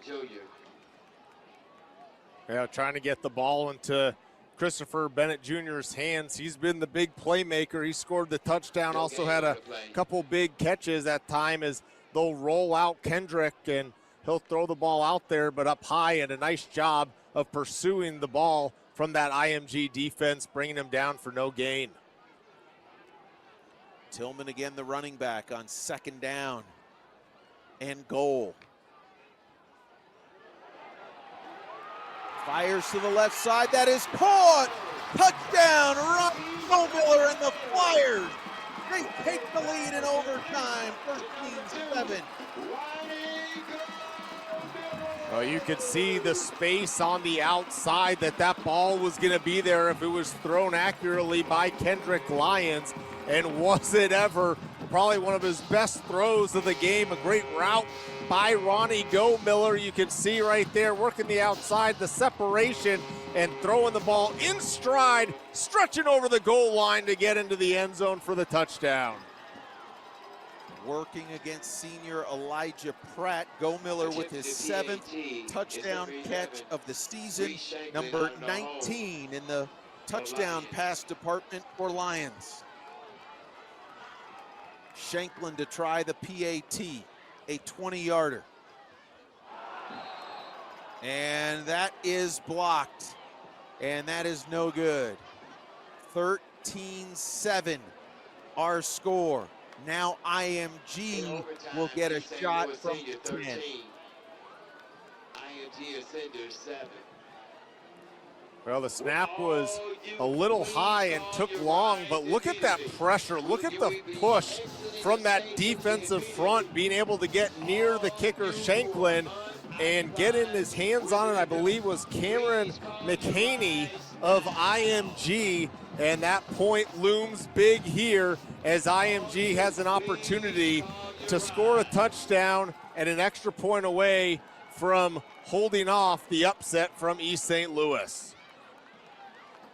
And that kick right there might give us an indication why Darren Sunkett didn't go for the field goal from the 5-yard line in the 3rd quarter. It was 4th and goal. They went for it, got denied, and then IMG went on its only scoring drive of the night. In overtime, Hawkins on 1st down, swings it out, got a man, bumped down. Oh, somebody shoved McFarland right back into the jersey of Adonis Moyes. Quincy Minor again coming up. We saw him make a play on that final drive for IMG, and You're absolutely right. Hitting the freshman right back into his own receiver, Moyes, and a loss on the play. Minor, the safety, coming up big. Second and goal from the 12 in overtime. Two receivers, Moyes and McFarland, stacked wide to the top. Inside give, Park tripped up by Taylor, gets only 2. Yeah, this is how East St. Louis defense has played all game long. They've been stout against the run, except for the one Trenard Roberts touchdown run. And again, getting off their blocks, filling the hole, coming up from the safety spot. Mike Taylor, linebacker, makes the play. And IMG down to potentially 2 plays here to try to tie this one up. Third and goal. Hawkins, play action to the end zone in the corner. Wants a Luke Bidet, an incomplete, double cover back there.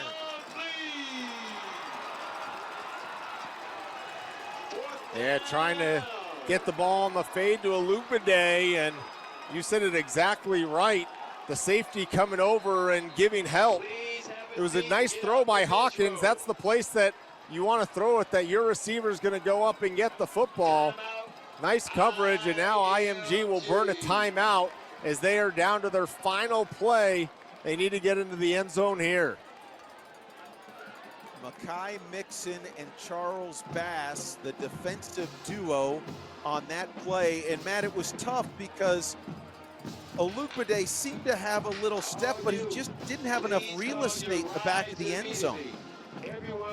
Yeah, you're exactly right. And, you know, that's where when you have the short field, sometimes it's tougher throwing those plays from the 10-yard line than if you were back on the 20, because you don't have that space as a receiver.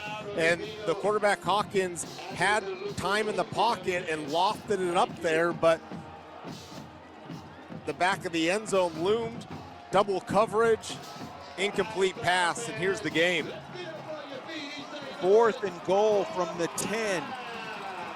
East St. Louis trying to upset number 6, IMG. 2 receivers to either side for Hawkins. The senior has the snap, drifts left, under pressure, throws it up for grabs. It is caught by McFarland. Touchdown, IMG! Can you believe that? Ty Hawkins throws it up and just prays someone's going to come down. And who else?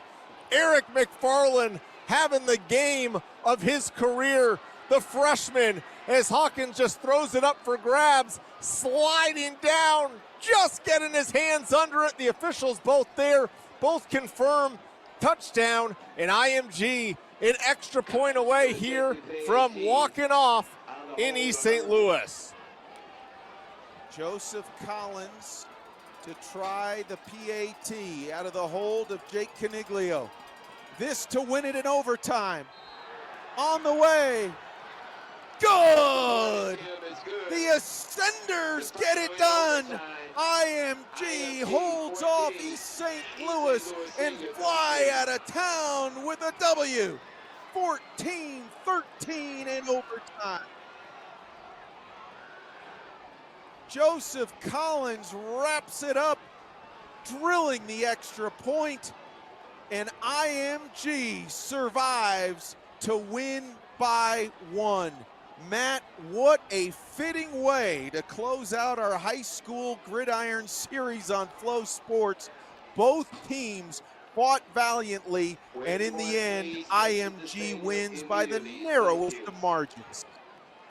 Yeah, I mean, guys going toe-to-toe all game long. Both teams, there was highs, there was lows. They continued to battle, and at the end, a prayer gets answered for IMG as Ty Hawkins throws it up, and his freshman receiver, Eric McFarland, the difference, able to catch it, and the extra point good, and IMG improves on the season. They are 6-1. East St. Louis dropped to 8-1, heading to the Illinois State playoffs. Thanks for joining us all season long and tonight in our finale on Flow Sports High School Gridiron Series.